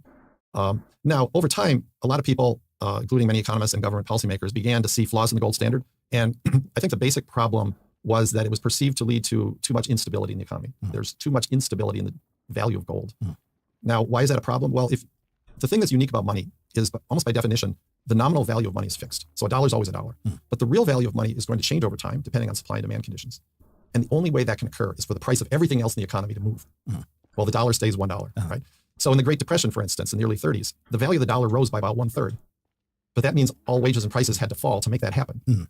And the problem you run into is that economies have a very difficult time adjusting to periods of inflation and deflation, especially a large period of deflation, such as we had in the early 1930s. Because wages and prices are often slow to adjust, when there's a monetary shock, you often have real effects such as unemployment from that drop. So the most striking number, I think, in the Great Depression was nominal GDP fell in half. That means I reached out to him for a debate, and he said, like, maybe. And I said, like, okay, well, let me know whenever you want to do it. And then he reacted to my message with a gorilla emoji. And that is the last time we interacted. He's debating Michael Knowles right now? Oh, really? Right now? I think he's going to be at the Unfuck America tour thing. Debating about something about nationalism, I think. Which, by the way, dude, I might have fucking gone to the Unfuck America Phoenix thing if I knew Micah was gonna be there.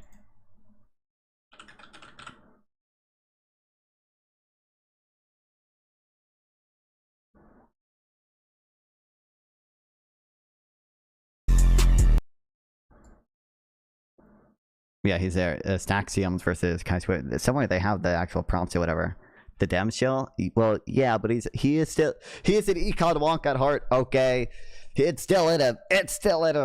Okay. He might tweet like a DNC bot now. He might have gone to law school, but it's still in him, and he's debating Trump's performance on the economy with some dude has been on Jubilee before as well. Or Mike hasn't been on Jubilee before, but Kai's been on Jubilee. That's how I initially found him.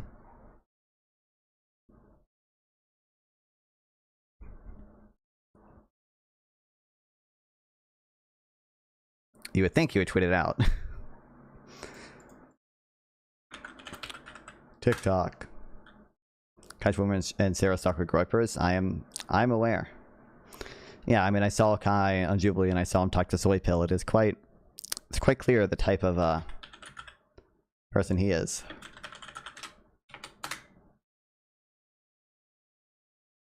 So no wonder he didn't want to debate economics with me.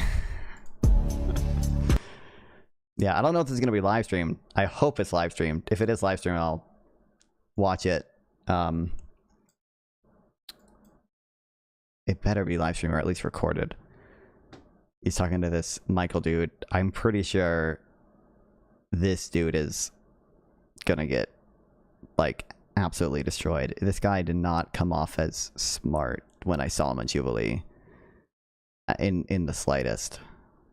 And Micah, you know, as much as he's the DNC shield today, okay, he is an econ wonk at heart. He knows about tax policy. He is a tax wonk, okay.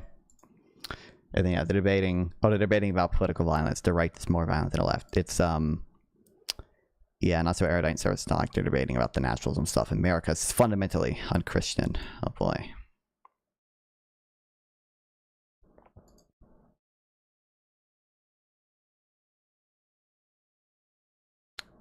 But I'm excited to see Micah debating again. Okay.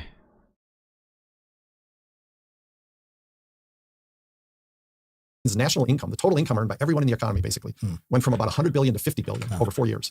Now, in theory, what was the nominal? What was it real terms? How much it fell? How much do you think a Stream Deck is on Facebook Marketplace right now? I think I can find one for $50. Stream Deck.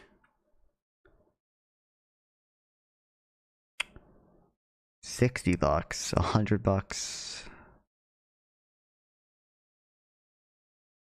$60. This is a knockoff Stream Deck.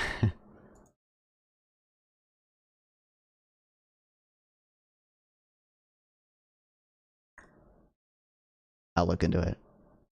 Night Sauce Rama, thanks for stopping by and modding. I appreciate it. W Sauce Rama. Fell by more like a third, maybe 30% or something. Prices also fell. So when you add up the two, you get a 50% fall in nominal. In theory, a change in nominal variable should not be very important. Remember the example I gave you about the Mexican currency reform, 100 old pesos to one new one. All wages and prices adjusted quickly to that currency reform. But for other changes that are more gradual over time, there's a coordination problem, and the economy has a difficult time adjusting to movements up and down in nominal variables like GDP. So instead of like the fall in nominal GDP just resulting in all prices and wages being 50% lower with no change in employment, no change in output, which is a possible outcome, we got some fall in prices and some fall in output and employment. And that's essentially what the Great Depression was. Ooh, so Stream Deck the reason why nominal... Ooh, I need that. I need that actually. That'd be goated. Dude, if I could... Oh, why? I should have thought about... Oh no, I looked at it before. That way I can like mute myself in Discord or change scenes with my fucking feet. That's goated. I'm gonna get one of those. Who do you think is better, Sumner or Krugman? Better. Well, I think both of them are actually like pretty good writers. I think Krugman like might be more intelligible to regular people, but I think both of them are actually like really good writers. I think it's my understanding that Krugman is more like published work. I think Scott Sumner is better at being not like as partisan as Krugman, right? Who do you think has better ideas? It'd be difficult for me to say overall, honestly. I think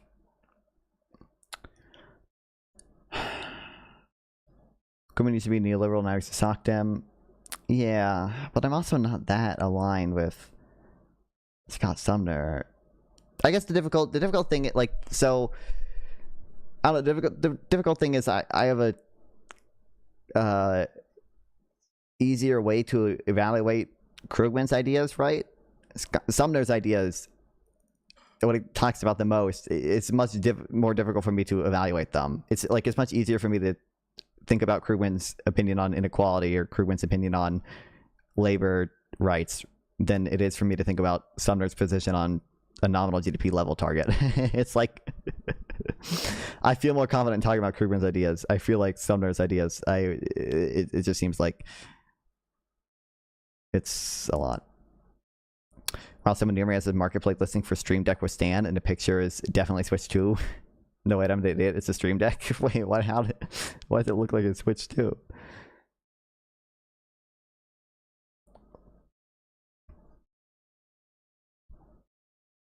I want to save for my GPU though, but dude, someone has a Stream Deck Neo, which only has 8 buttons on it for $75, but it's pretty close to me. So maybe I can.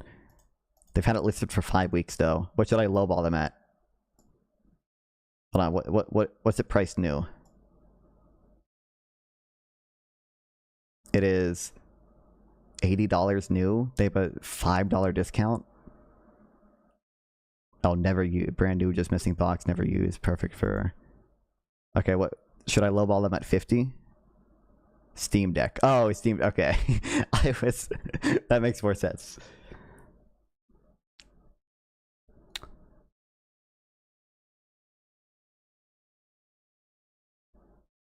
I'll lowball them at 50.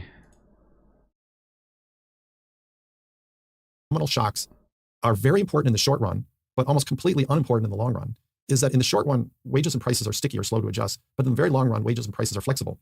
So you have this sort of, not paradox exactly, but this situation where a country can actually produce a little bit of prosperity in the short run just by printing a lot of money and injecting it into the economy. You inject a lot of new money in the economy, people go out and spend it. For a while, you get a boom in the economy. People feel better. There's more jobs, more output. And as an aside, this is one reason why some people favor. I don't think this makes his ideas better. I don't think this is the ideas you were talking about. I respect Scott Sumner a lot, though, because he's a utilitarian. He's a utilitarian. So he's based. I think he's a rules utilitarian, though, and not a Chad act utilitarian, okay? Unbelievable. For Fed independence because they worry politicians will try to juice the economy right before an election. But we also know that in the long run, printing money doesn't make the economy wealthier. In fact, even little children know this. Back. You know, I asked my daughter when she was about 11 years old, why don't we just have the government print $1 million and you mean give any it of your silver choices? You know what's funny? We're talking about not silver, but I think you have mentioned gold to me before, although I think I know you've spoken a lot about silver. We're actually talking about the gold standard a bit right now. But I hope your silver and gold do well for you. That's a smart 11-year-old if she did that. Yeah, she could already start to figure out, like, when we all be millionaires, we'd all have swimming pools and all this stuff. I've had adults ask, yes, they would believe just that. So I think you just have a smart 11-year-old. No, but I mean, you know, I think most people intuitively think that's too good to be true. Like, you couldn't take some very poor developing country, just have the government print a lot of money, give it out, and it becomes as wealthy as Switzerland or something. You know, most people, they may not know exactly why that policy doesn't work, but you'd be surprised how many people would come back with terms like inflation in the answer. You should try it, I think, with average people. I've tried it with a few people, and I remember a few cases in my past where people were like, oh no, they should just print the money. And so maybe I need to sample more. But yeah. So anyway, getting back to the point, so long-run economic growth is determined by fundamentals, you know, human capital, technology, all those things. But the business cycle is a special case of these nominal shocks interacting with, you know, price and wage stickiness to produce temporary movements up and down in the economy. Now, despite the term cycle, it's not predictable. It doesn't follow a predictable course like every 5 or 10 years. But, you know, it is the primary reason I think where money is kind of special and all right, why the government is heavily involved. If we go back to the Great Depression, the people that were actually holding dollars did better than almost anyone else because the purchasing power of money was going up as the stock market was crashing. Money was actually a good investment. I mean, currency was a good investment during the early 30s. So if you said, let's just turn this over to the market, and you know, the people holding money might prefer prices to go down, but the external effect, so it's kind of an externality problem because of wage price stickiness, you might be creating high unemployment in the economy. And that's, you know, that's the argument someone like Milton Friedman would use for having the government involved in the process. I'm actually Krugman really loves I'd say slightly financing. more libertarian than. Yeah, but I mean, that's actually not that far away from Sumner's. Like, the disagreement there is simply Sumner believes monetary policy is still effective at the zero lower bound and you don't need fiscal policy, whereas Krugman believes fiscal policy, like monetary policy, isn't very effective at the zero lower bound and therefore, you know, you need fiscal policy. Like, the disagreement is less than you would think. They both want like expansionary policy. It's just that they differ in that in how effective monetary policy is at doing that when certain conditions are met. Depression. Oh fuck! I just skipped and he back thinks to that. The Fed was to blame. Oh god damn it! He thinks the Fed was to blame for the high inflation of the 1970s. Wait, did I? Obviously, he doesn't think the Fed was to blame for the Great Recession of 2008 and 9. Now, I happen to think the Fed was to blame for that, but the Fed was doing, something close to what the consensus of economists. Wait, fuck, where were we?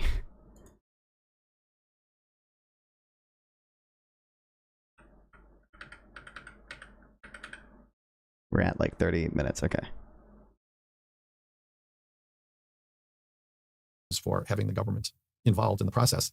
I'm actually, I'd say slightly more libertarian than Friedman in terms of what the Fed actually should be doing. So, for instance, I don't believe the Fed should target interest rates. Most economists do. Some economists like Milton Friedman think the Fed should be targeting the quantity of money, have it grow at 4% a year, just put it on automatic pilot.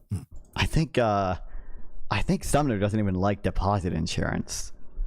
I could be wrong. I know he has written about how they create like moral hazards before.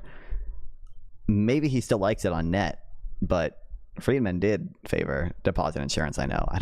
I don't think Sumner does. And he saw that as a kind of libertarian solution because they're not using a lot of discretion and trying to centrally plan the economy. But even that's a form of central planning, right? If you're having the money supply grow at exactly 4% a year every year, that's like a quantity restriction. Something the Soviet Union might have done in production of shoes or something, right? So my view is that the Fed should use markets as signals for policy and essentially do the policy that the market expects is likely to lead to 4% nominal GDP growth. So if the goal is to have stable more demand, banks if we got rid of deposit insurance, I would define as stable growth in nominal GDP. I'm not sure.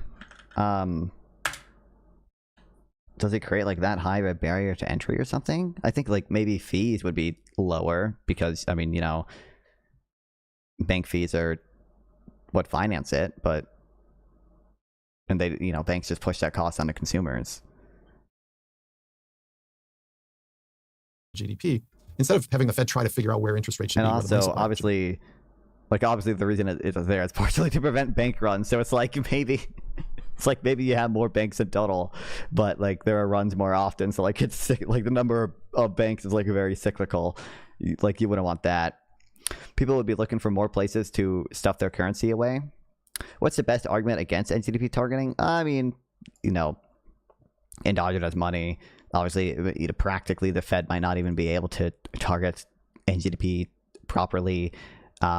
If you also just think that like financial crises are like endogenous to capitalism as well, then not only are you going to need like maybe NGDP's targeting is still a net benefit there, maybe, but it's certainly not going to be super effective at limiting the type of situation we saw in 2008 or other like financial crises if you believe capitalism just sort of naturally tends towards those things. But I don't think it's a crazy view. Like even Bernanke has somewhat to that view. In that case, you're going to want, you might still favor NGDP targeting to some extent, but you're also going to want financial regulation to prevent those type of things. And then, I don't know, I think maybe I could probably think of some more that people have raised before. I don't know what I would say is the best one or anything, but they should use futures contracts for nominal GDP as sort of a guide. I call it guardrails. Where's Sam? I'm streaming late at night. Maybe it's probably a reasonable hour for him actually. Directing monetary policy. So I mean, I do have a lot of sympathy for libertarian views that are skeptical of government planning, and I think the Fed is probably trying to do too much. On the other hand, I also have some sympathy for the view that money is sort of special because of these things we've been talking about, like external effects created by wage and price stickiness. So I think it's almost inevitable that the government will want to have some role in determining the path of nominal GDP, unless we're on a commodity money system. And as I say, governments and most economists have come to the conclusion that there's just too much instability with them. So, commodity money system. Yeah. So to go back to something, sorry, I just remembered this. I was thinking, like, you could argue nominal GDP might not be the best thing to target, like specifically, and it could be better to target just like nominal consumer spending or like nominal, like there are like other smaller aggregates that like just by nature of how like data is collected might be better to target instead of strictly nominal GDP. But that's all, like I said, that's all sort of by nature of how data is collected and measured and how frequently we get it, rather than more fundamentally whether the target, like a target of that nature, is good. Like I'm pretty sure King Coast makes that argument. Like I think he wants to target like nominal consumer spending or something. the basics of the mechanisms of the business cycle. So you said, government can increase the money supply, production can go up, wages can go up, people can produce more stuff. Short run. In the short run, right? Okay, so it's still kind of, I'm not sure if I grasp this completely. There's still the amount of human capital in the world stays the same. The amount of physical capital in the world stays the same. The state of technological development stays the same. Somehow we produce more stuff, more TVs, more cars, more radios, and so on. And then, so is it just people are working more hours? Like what exactly is going on? It's just people are working more hours? Basically, yeah. So it's you can think of the capital stock as being relatively fixed in the very short run, although investment does go up during a boom. But in the very short run, the capital stock is approximately fixed. So you're getting more output from a combination of people already working, doing more overtime, and some of the unemployed being pulled into the economy. So if you already have close to full employment, there's not much you can do on the upside. The business cycle is kind of asymmetrical if you think about it. 4% unemployment rate might be fairly normal. It can't go lower than 0, but it can go up to 25%, like in the Great Depression. So there's actually a lot more room for the economy to go downward than upward. It's sort of analogous to, like, if you have a new house, you have a house you live in, things can get a lot worse more easily than a lot better. Like it can burn down in an hour, but if you do remodeling to improve it a little, it takes a long time, right? Sure. So with the business cycle, it's very asymmetrical, but there is some ability to juice the economy. We actually saw that in 2022. Do you remember the discussion of labor shortages for a while where companies were complaining they couldn't find workers? Yeah. That was all about the fact that nominal wages are kind of sticky or slow to adjust. And we poured so much money into the economy coming out of COVID that we created this sort of, temporary boom. And again, many companies were having trouble finding workers, but unemployment fell to a very low level. Workers were working overtime and so on. So that would be an example of what I would call an overheated economy. One thing, I think, one thing Krugman's more right on, okay, or most people are probably more right on from what I've read. And maybe I just don't understand Scott Sundberg's argument, but he argues essentially all the inflation from 2021 to 2023, all of that was demand side.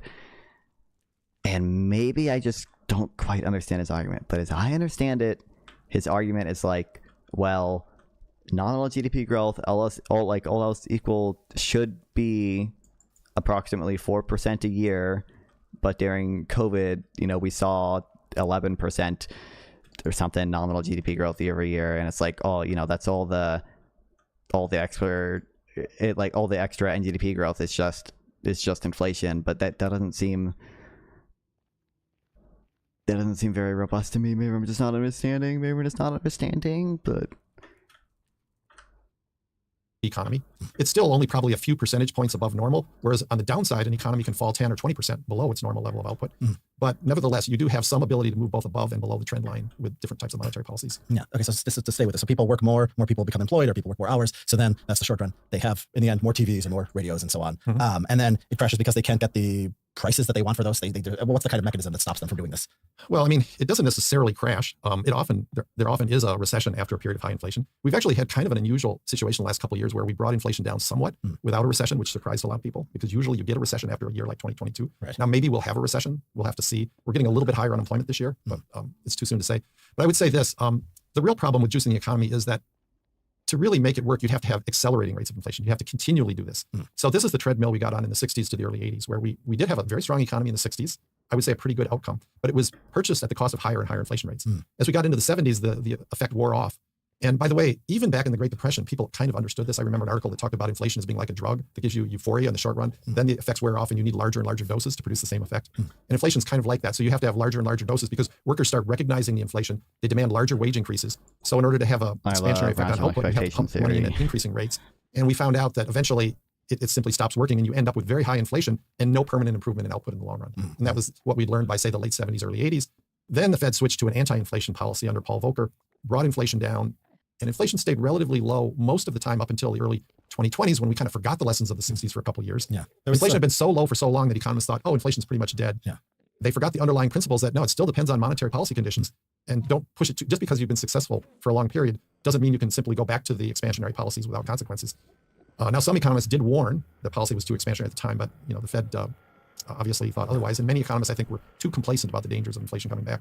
So it's kind of the whole idea that this is, it seems so contingent on human psychology. It's like the sticky prices and sticky wages. It seems to be doing a lot of the heavy lifting here, right? So if you for the business cycle, not for inflation, right? Yeah. So for the business cycle, so the idea is, so basically, it just seems like a lot. It seems like I don't know. It seems like something that is so like contingent on human psychology should not have like this big of an effect on the world. There are also just menu prices. Let's go back to my earthquake analogy. I don't know if this is off the top of my head if this will work. So we know like that, like there is a human psychology component of it, and my understanding is like wages, like part of the reason wages are downwardly rigid is largely human psychology, but like menu prices are real. Like there is just a I believe that term refers to like literally the physical cost of printing new menus to change prices, and that's an example of menu prices. But obviously, there are reputational costs of raising prices. For online retailers, there's probably not substantial physical cost for raising prices. I mean, you can have an algorithm that raises prices now. How evil. But it's not just human psychology. I don't know if he'll touch on that. Or earthquakes are caused by the plates sliding, against each other. Sure. Say the Pacific plate and the North American plate at California. Now you might say, well, why would that cause earthquakes? Because they only move a very little amount, say 1 millimeter a week or something. I don't know. Yeah. And why don't they just sort of gradually move without earthquakes? And then you say, well, there's actually friction where the plates meet. So they kind of get stuck or jammed. And then when the pressure gets really strong, it's enough to overcome that friction. And there's a lurch of several feet all at once. Now you could say, oh, come on, friction's doing a lot of work in that model. Why don't these plates just move smoothly past each other? Well, yeah, friction is doing a lot of work in the earthquake model. And I think wage and price stickiness, which is sort of a form of friction, talk about his opening vending is machine explaining outlets why in their a nominal dining room, change that ought to just result in prices and wages moving smoothly. What with the no hell real is going to effect. be in the vending machine? Is it going to be there? Like, is it going to be the fucking tacos? Or is it just going to be drinks? I'd guess the jump in GDP is entirely explainable by DoorDash and Uber Eats. This is true.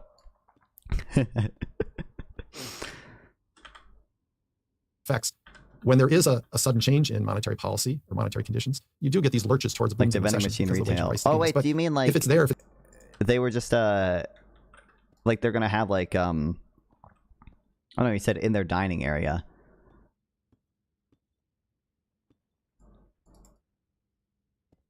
What do you mean by vending machine retail then? I thought for a second there you were referring to like the fact they're gonna have stores that I think are don't have any dining areas and like are just drive-through only. If it's reality, I think we have to just deal with it. Like some people ask me, well, why don't we just try to get rid of wage and price stickiness?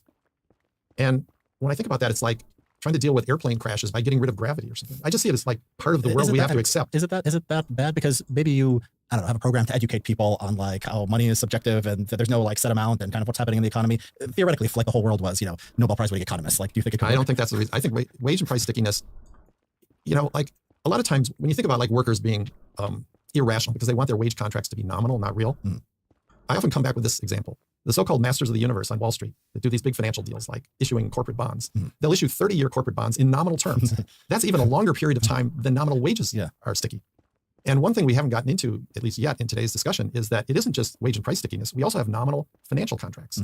So when I say a big drop in nominal GDP causes unemployment because nominal wages are sticky, it's equally true that a big drop in nominal GDP causes a financial crisis because debts are in nominal terms. So think of nominal GDP falling in half in the Great Depression from 100 billion to 50 billion.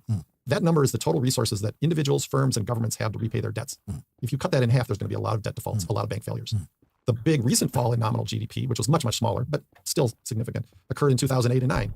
And guess what? We had a financial crisis. And there was a big fall in Argentina at the end of the 20th century. And guess what? They had a financial crisis. When you look throughout history, whenever there's a big drop in nominal GDP, eventually you tend to get a financial crisis. Why do you think, like, so, I mean, with workers, we could say maybe they're unsophisticated, they have limited ability. Why do you think that is that the more sophisticated finance people don't just write contracts to take into account real prices? That's a good question. The U.S. government actually did start doing some index bonds, some treasury bonds indexed to inflation, but they're actually a little bit less popular than just conventional bonds.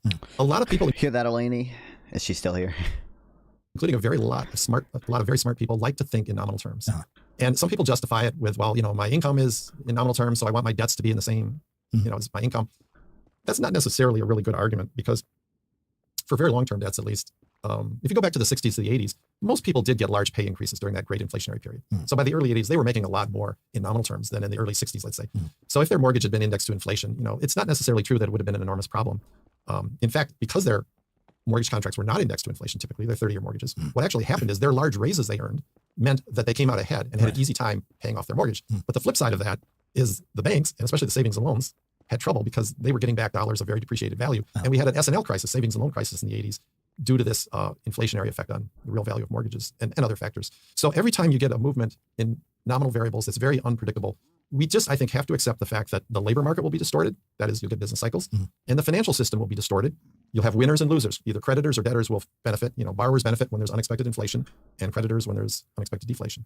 But when it's deflation, you often get a financial crisis. Yeah. So this is just at heart. This is why it seems kind of in contradiction, or at least in tension with some parts of economics. It's a psychological theory. It's a theory about mass psychology, where we say, well, the supply and demand, if prices goes up, people. That seems to rest on very much more limited psychological grounds. Okay, 2 apples are better than 1 apple. There's a margin of return. There's not a lot of psychology there. This has psychology at its heart, right? Well, I think I would put it this way.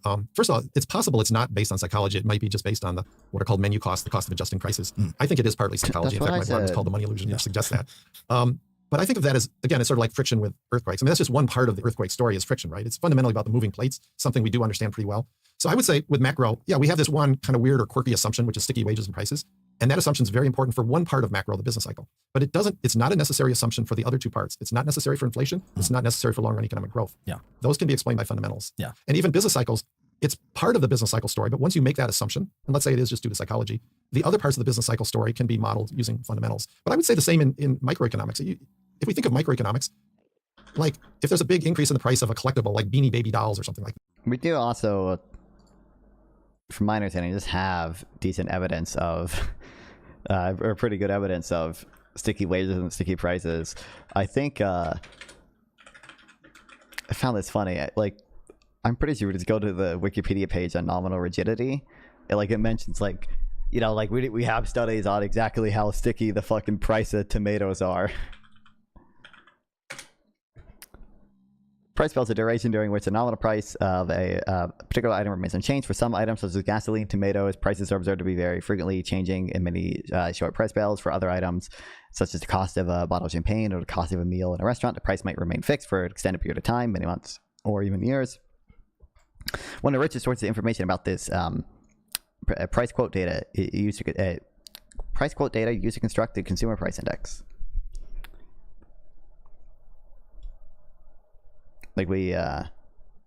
People have done research on this, and I even remember in a Krugman lecture.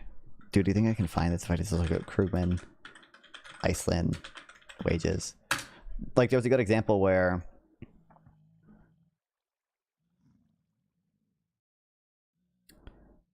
this is not exactly what I'm looking for.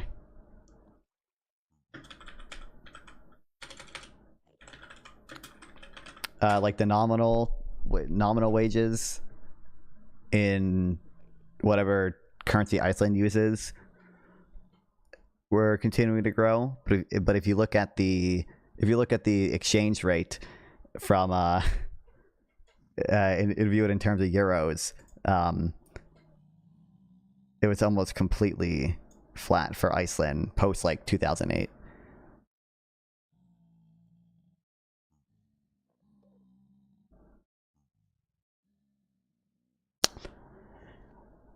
But I can't find the exact graph I'm looking for.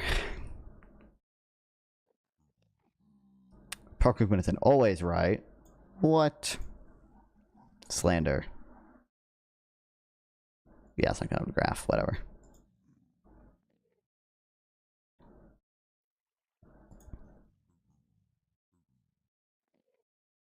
I will also say, Krugman, what's weird is Krugman has more published work, again, to my understanding. I'm not familiar with really any of Scott Sumner's published work, published papers in an economics journal. Obviously Scott Sumner has written books and he writes blog posts. He's a good economist and he works in academics. But I'm not sure if he has many actual papers submitted and reviewed and stuff. Krugman does, and that's part of why he won the Nobel Prize. Although Krugman has more of that published work, Krugman, I feel he slop posts more often, bro. Even his books where he's just oh, and these comparisons aren't always bad for the type of books he's writing, I guess. But he's oh, Europe, an incredibly vague statement oh, Europe just did a ton of austerity and they had a worse recovery than us. And oh, just look at the unemployment rate in the entirety of Europe or the entirety of Western Europe.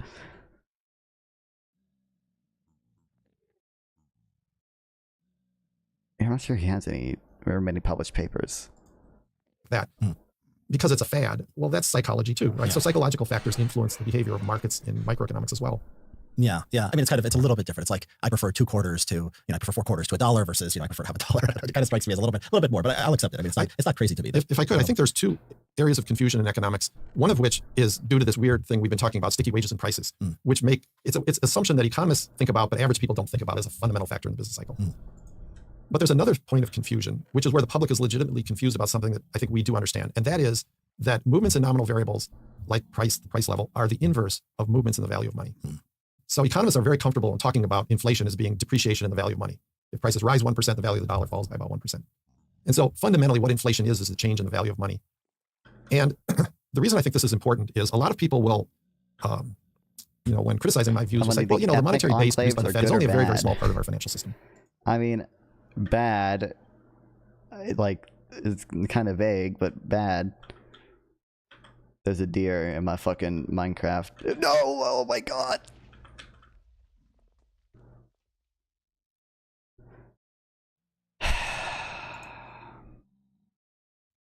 So how could you explain something so broad like general inflation from a relatively unimportant asset in this, large universe of financial assets? I mean, generally, what they're missing is that inflation is by definition a change in the value of money. I think politically, so it's like if we just took any single commodity, commodity, to do that. like apples, I think there if the price of is apples some value in falls having from shared $1.50, ideas, obviously. Then essentially apples have lost half their purchasing power in terms of all other goods in the economy. So we can say in apple terms, the price level is doubled. You need twice as many apples to buy any other good and service.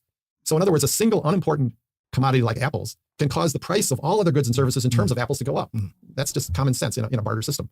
Well, the same principle applies with money. Since we price everything else in terms of money, not in terms of stocks or bonds. I mean, I'm not going to have the exact solution, easy money, but broadly, it's going to look like making sure immigrants can get work permits relatively easily. It's going to look like this wouldn't necessarily prevent like ethnic enclaves, but it would make them less bad. Like it's going to require some type of basic test for some shared values for many of the people that we admit, stuff of that sort. Just things to increase the simulation better. Bonds or gold or apples or all these other things. Money is a very special asset. So when there's a change in the supply and demand for money, I should be clear. I also don't think it's like that big of a deal. It's like, I'm not particularly worried that even the types of ethnic quote unquote enclaves we see today, which I think is a bit of an exaggeration for places like Somali majority neighborhoods in Minnesota or whatever we see in Springfield with the Haitians. I'm not really sure that makes immigration in those even in those cases net bad. So demand for money, it has an effect on the price of all these other goods, services, and financial assets in money terms, even though in real terms maybe their value isn't being affected at all, right? So it's a weird way of thinking about it. I did a post recently where I talked about how a quarter used to buy about a gallon of gasoline and now it only buys like maybe a tenth of a gallon or whatever. But I said like a quarter from 1960 would buy, say, about a gallon, but now only maybe a tenth of a gallon. But in another sense, that quarter will still buy a gallon because that quarter was made out of silver. Quarters are no longer made out of silver. The price of silver has gone up a lot. So the actual 1960 silver quarter will still buy you a gallon of gasoline. In fact, more than a gallon. I don't believe we have obligations. The average person thinks of inflation in terms of regardless of whether or not you think we have obligations. And like obligations is I don't know if I'm committed to saying that we have obligations to them. That's a weird phrase. Like the whole concept of obligations is weird to me because if you're talking like morally, like I think the better way to phrase it for me is just like I think actions are good insofar as they promote the greatest good for the greatest number of people, and then like this is John Stuart Mill rephrase, I think, and they're bad insofar as they don't do that. It's sort of hard to draw lines for me with like what we have an obligation to do, but I when I say I think it's probably net good for the U.S. regardless of whether you are weighing the well-being of the immigrants in that case. But even regardless, I think even if you don't think we have obligations to them, it's still something that you should consider. That you should weight above zero in the cost-benefit analysis you're doing.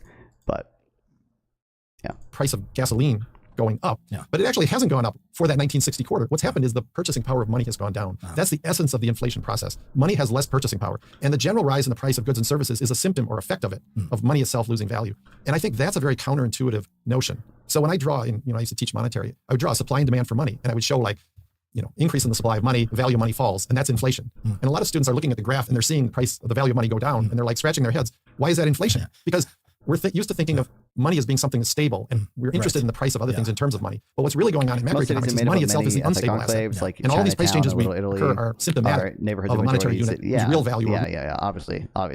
I think the easy money would just make the point that those immigrants, I think he would just say they assimilated still faster than what we're seeing now. Which, to be clear, I don't really know if that's true or not, but so going to Decker route, would it be net good to bring? Oh my god, I feel like I just explained why. Like that calculus shouldn't matter for what I'm talking about, but would it be a net good to bring? Like you understand? Like I think when you say things like this, you're like trying to like intuition pump like your own, or maybe the intuition. You're like evaluating it from like your own perspective, but like if you just replace like what I think to be good in that case, right? Like then it becomes clear. Like then what you're saying is like trivial. It's just that we have different moral frameworks and we have different competing conceptions of what good is, which is like fine. Which is like we can argue about that. I'm fine talking about that, but it doesn't do anything for you to simply say like, what your theory says is good is different from what my theory says is good. Yeah, they're different theories of good. Yeah, I weight the interest of people in other countries and of immigrants, and you simply don't, at least not to the same extent. But like, if it is the case, easy money, if it is the case, like let's just suppose that bringing immigrants here like did reduce the net amount of rape in the world or whatever. Like if that is the case, and yeah, it's probably higher expected value, but like that doesn't, the total amount of rape, like it might increase the amount of rape here, but like I don't think that does anything for you. Like you would have to justify why we have special obligations to Americans. And I think really what you'd have to justify is like why, like if you were placed behind the veil of ignorance, right? Like why, like you would not want like you would not want the special obligations you're saying we have to Americans, because it would, that increases the chance of you. What if I wanted to reduce the amount of rate? Like, but now you're just, but you're not. But no one is against doing that in a vacuum, right? Like literally, well, essentially no one is. It's just that you're not being impartial. You're not weighting the interests of other people. I am weighting the interests of other people. Real purchasing power is changing over time. Okay, that's convincing. Making that kind of analogy, I try to imagine a world where we priced everything in apples, and that's kind of what the gold standard is. And then see, exactly. I can imagine if the price doubles or goes by half, I can see how that could wreak havoc. So yeah, putting it like that makes a lot more sense. By the way, some people ask me why not just go back to the gold standard because it worked pretty well in the late 1800s. One problem might be that the real value of gold is probably more unstable today. Is that right?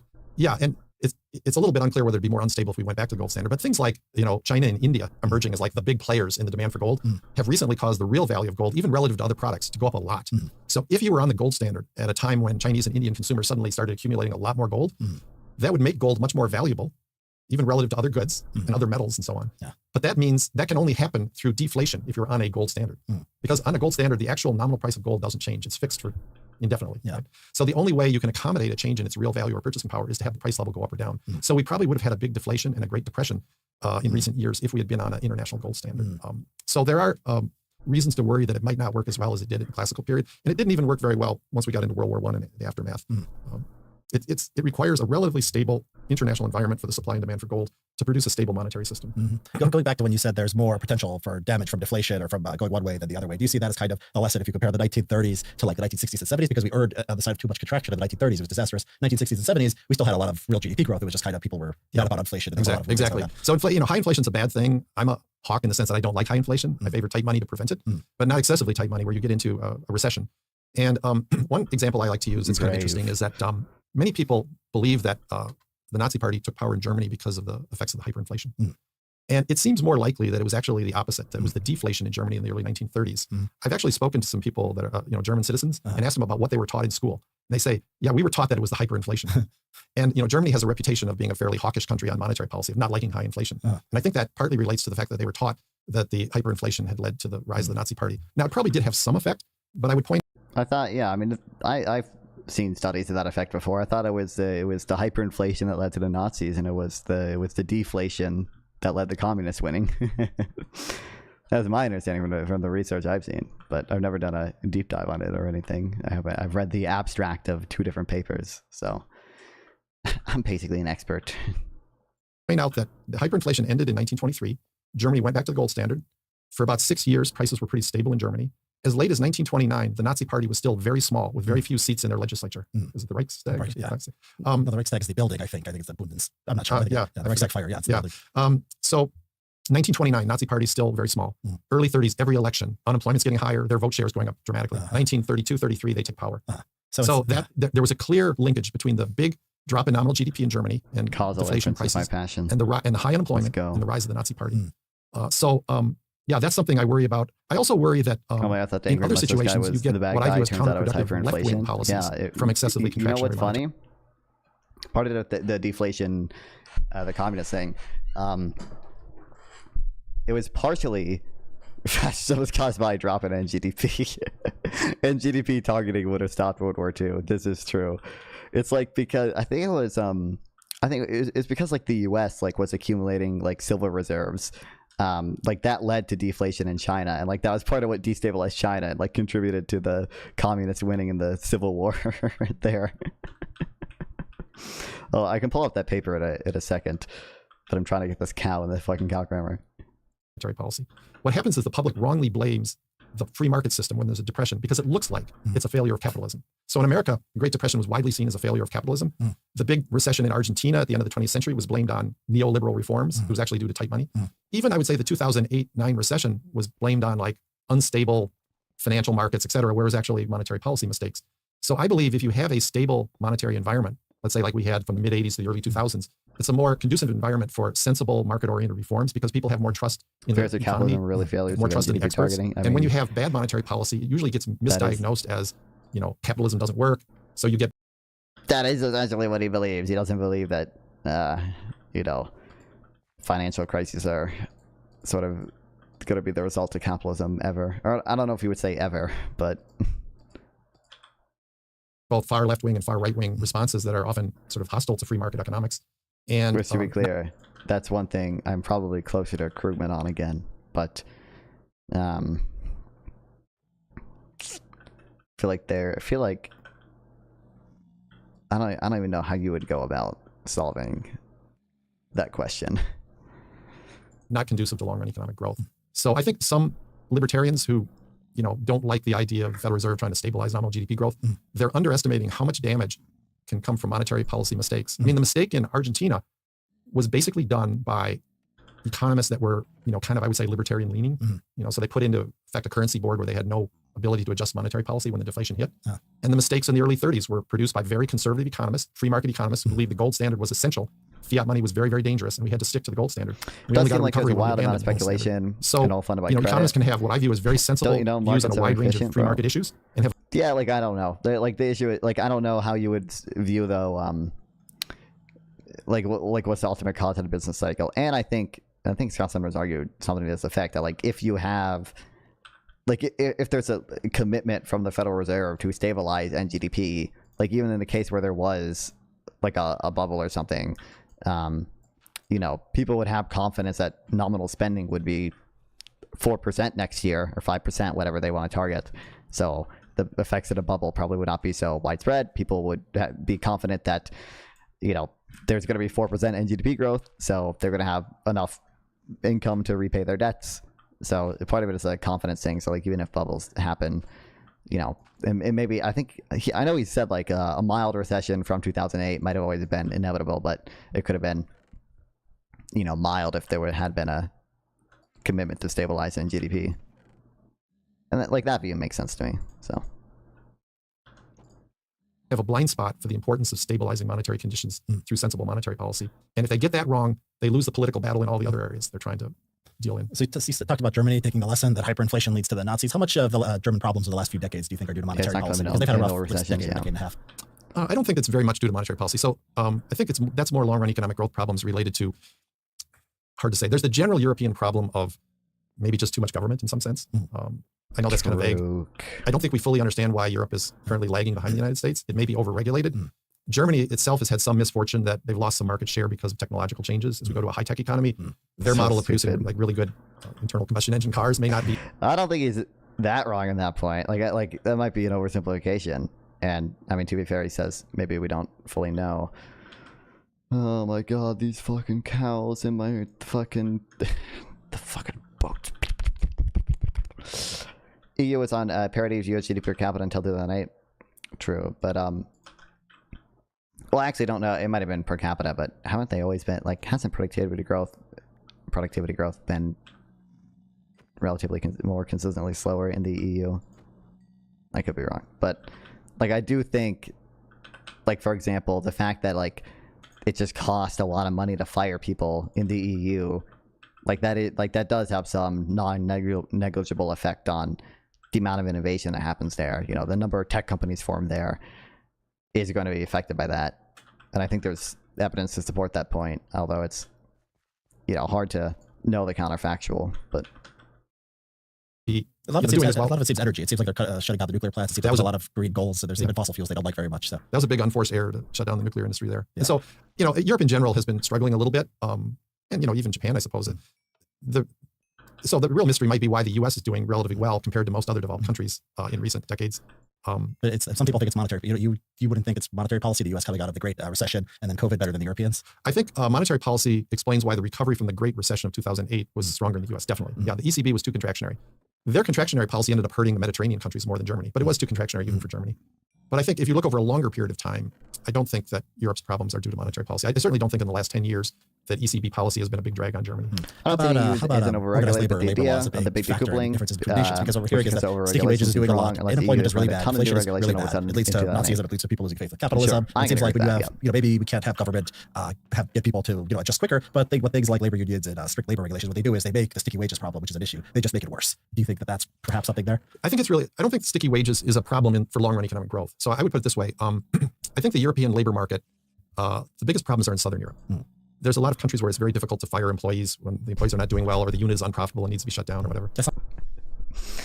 This guy gets me.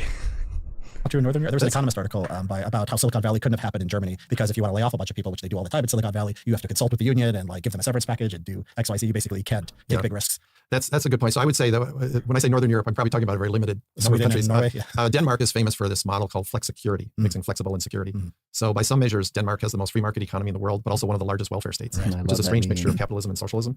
But I think it probably actually works much better than the opposite situation. So where you spend less money and you have strict regulations on what businesses can do. And actually, many developing countries are sort of the opposite. They don't have How do you fire someone in a worker co-op model? You got to vote on it. Yeah, I mean, the Scandinavian countries, I don't know about maybe Netherlands. Some of those I think have a somewhat more flexible labor market than say Italy or Spain or Greece. So there may be some differences along those lines. I think Britain also is a little bit more flexible than Mediterranean countries in terms of hiring and firing. But in general, European economies tend to be pretty heavily regulated. So bad. And I think that's a drag. There's gotta be, I mean, I'm sure people would have more nuanced answers than that. I mean, at the end of the day, presumably you would have to buy them out unless like there's, I imagine you could put into the contract, like if you do something like, you know, if you like actually steal a ton of money, like if you're caught embezzling or something, you know, maybe in that case they don't have to buy you out.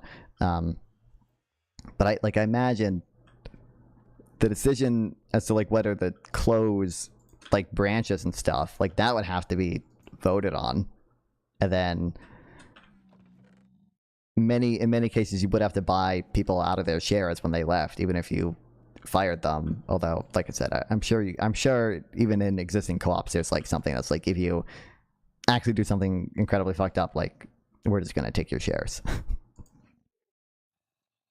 Where they're not heavily regulated, like Denmark, they have an enormous welfare state and high taxes, which is a little bit of a drag as well. When you don't have a lot of either, thinking like Switzerland, for instance, has a pretty small government spending level, similar to the U.S., and relatively free market economy. Well, Switzerland's one of the few countries that's about as rich as the U.S. per capita GDP. Right. So it's a complicated picture, and I don't mean to oversimplify it, but I think in general, the European economies are suffering a little bit from some of the large government policies in various areas. Yeah, so when you say monetary policy in the short run maybe matters, but in the long run it doesn't. But I mean, if you look at like the Great Recession to COVID, right, we have had 17 years, and maybe there's a few years coming out of the Great Recession, a few years coming out of COVID. If you add together a bunch of short runs, you get a long run, right? Well, no, see, this is where I would differ a little bit. I think the term you're referring to, for what you're referring to, is hysteresis. This notion that do these shocks have permanent effects, or do you come back to the original trend line? I'm inclined to think we tend to usually approximately come back to the previous trend. But maybe it's just not been long enough, because if you're looking at, if we do better, the U.S. does better Great Recession due to monetary policy and better during COVID, that's like a handful of years within 2 decades. So is that maybe not enough time, or would you say that's enough time to return? Yeah, it's enough time. I think we've returned. Like, one thing we do know is the labor market itself recovers, right? So if unemployment goes up to 10%, during the recovery period, it usually falls back down to around 4%. The question of real GDP is harder because we don't really have as good an idea of what the long run trend line is for real GDP. But if you simply fit a trend line for the 20th century, it does look like we fully recover in general. The biggest downturn, of course, was the Great Depression by far. But we came out of that with very rapid growth in the 40s. And by 1950, it looked like we were right back on the trend line. So I'm inclined to think that to a great extent, we do return to the previous trend line after shocks. It's a very complicated puzzle because obviously a recession also slows capital accumulation. Sure. But we can to some extent make up for that by doing more investment in new capital during the boom periods. And then there's the question of, well, does it also slow technological progress? Because probably in the very long run, it's really technology that determines the frontier to which you can reach. So you've got kind of short-term, medium, and long. Short-term labor markets adjusts a lot. Capital stock adjusts more slowly because you have to build new capital, but over time you can build up to what your technology allows for. And then the very long run, to get even more than you can get from current capital and labor, you have to move the technological frontier through research. Do business cycles slow research enough to have a permanent effect on technology? That's kind of an open question. But I think in terms of modeling the business cycle, I find it useful to think in terms of, to a great extent, we do bounce back. It seems like we bounced back to the GDP trend line. Well, I actually don't know. I mean, there are people who argue that the oil shock, during the 70s was like a real shock. That was, more at play there than monetary policy for inflation and the double dip recession or whatever. If you look at the growth in GDP, and by the way, I should say, as an aside, all these generalizations I've been making about the business cycle being monetary, COVID's the exception. So COVID is the one recession in my lifetime that was clearly a real shock, not a monetary shock. But it only lasted 2 months. Yeah. I mean, in the sense that the downturn lasted 2 months, and then we started recovering. We didn't get fully back from COVID for a couple of years, but COVID was a very, very unusual recession in all sorts of ways. And it kind of caught me off guard when we went down sharply. I thought the recovery would be slow. It's kind of amazing. People can just all stay home and then we can just pick right back up. But in retrospect, I think what's going on is the recovery was so fast because it wasn't like previous recessions. It wasn't being caused by a tight money policy. So once we started to remove some of the restrictions on businesses opening and so on, it just bounced back very quickly because monetary conditions were still strong. In fact, they actually pumped too much money into the economy because the government was also worried that it would be a slow recovery. And they overstimulated coming out, so we ended up with high inflation. So the controversy around that was about a fiscal policy, right? And you don't believe fiscal policy, the amount government spends, is driving these cycles. That's right. So I think most economists overrate the importance of fiscal policy and underrate monetary policy. I think there's something called monetary offset, which usually operates. So here's an analogy. If I'm steering a boat. This, by the way, I'm unsure about whether I would side more of Sumner or Krugman on this one. I don't actually know if Krugman has written much about monetary offset, but I know Sumner has explicitly called out Krugman for this. But Sumner's point makes sense to me, but I don't know, conceivably there's something I'm not realizing. And my daughter to reach across and try to push the steering wheel. I guess Krugman would just make the argument that, regardless of monetary offset, at the end of the day, fiscal policy is going to be more effective at the zero lower bound at least. But I could just grip it more tightly and not make the boat's direction change course, right? Well, the Fed is trying to target aggregate demand so that we have about 2% inflation. If fiscal authorities do a fiscal policy that is expected to push us off that target path, the Fed could just adjust monetary policy to offset what the fiscal authorities are doing. And there are times in history where you can point to where this did occur. And I could cite examples of that. However, in the COVID case, the monetary authorities were making the same mistake as the fiscal authorities. So Congress was pumping too much money in the economy. The Fed was also doing too much of an easy money policy itself, with zero interest rates and quantitative easing. The combination of both at the same time was too expansionary. And you could argue that fiscal had some effect in that case. But I think it's more useful in general to think about monetary policy being the driving force determining the path of nominal spending. And fiscal policy is just being one of the many things they have to react to and adjust to when setting policy, along with all the other things going on, like tariffs and consumer sentiment and other things that are buffeting the economy. So the Fed is always trying to adjust its monetary policy to create stable conditions for aggregate demand, to offset anything hitting the economy at any point in time, including fiscal policy.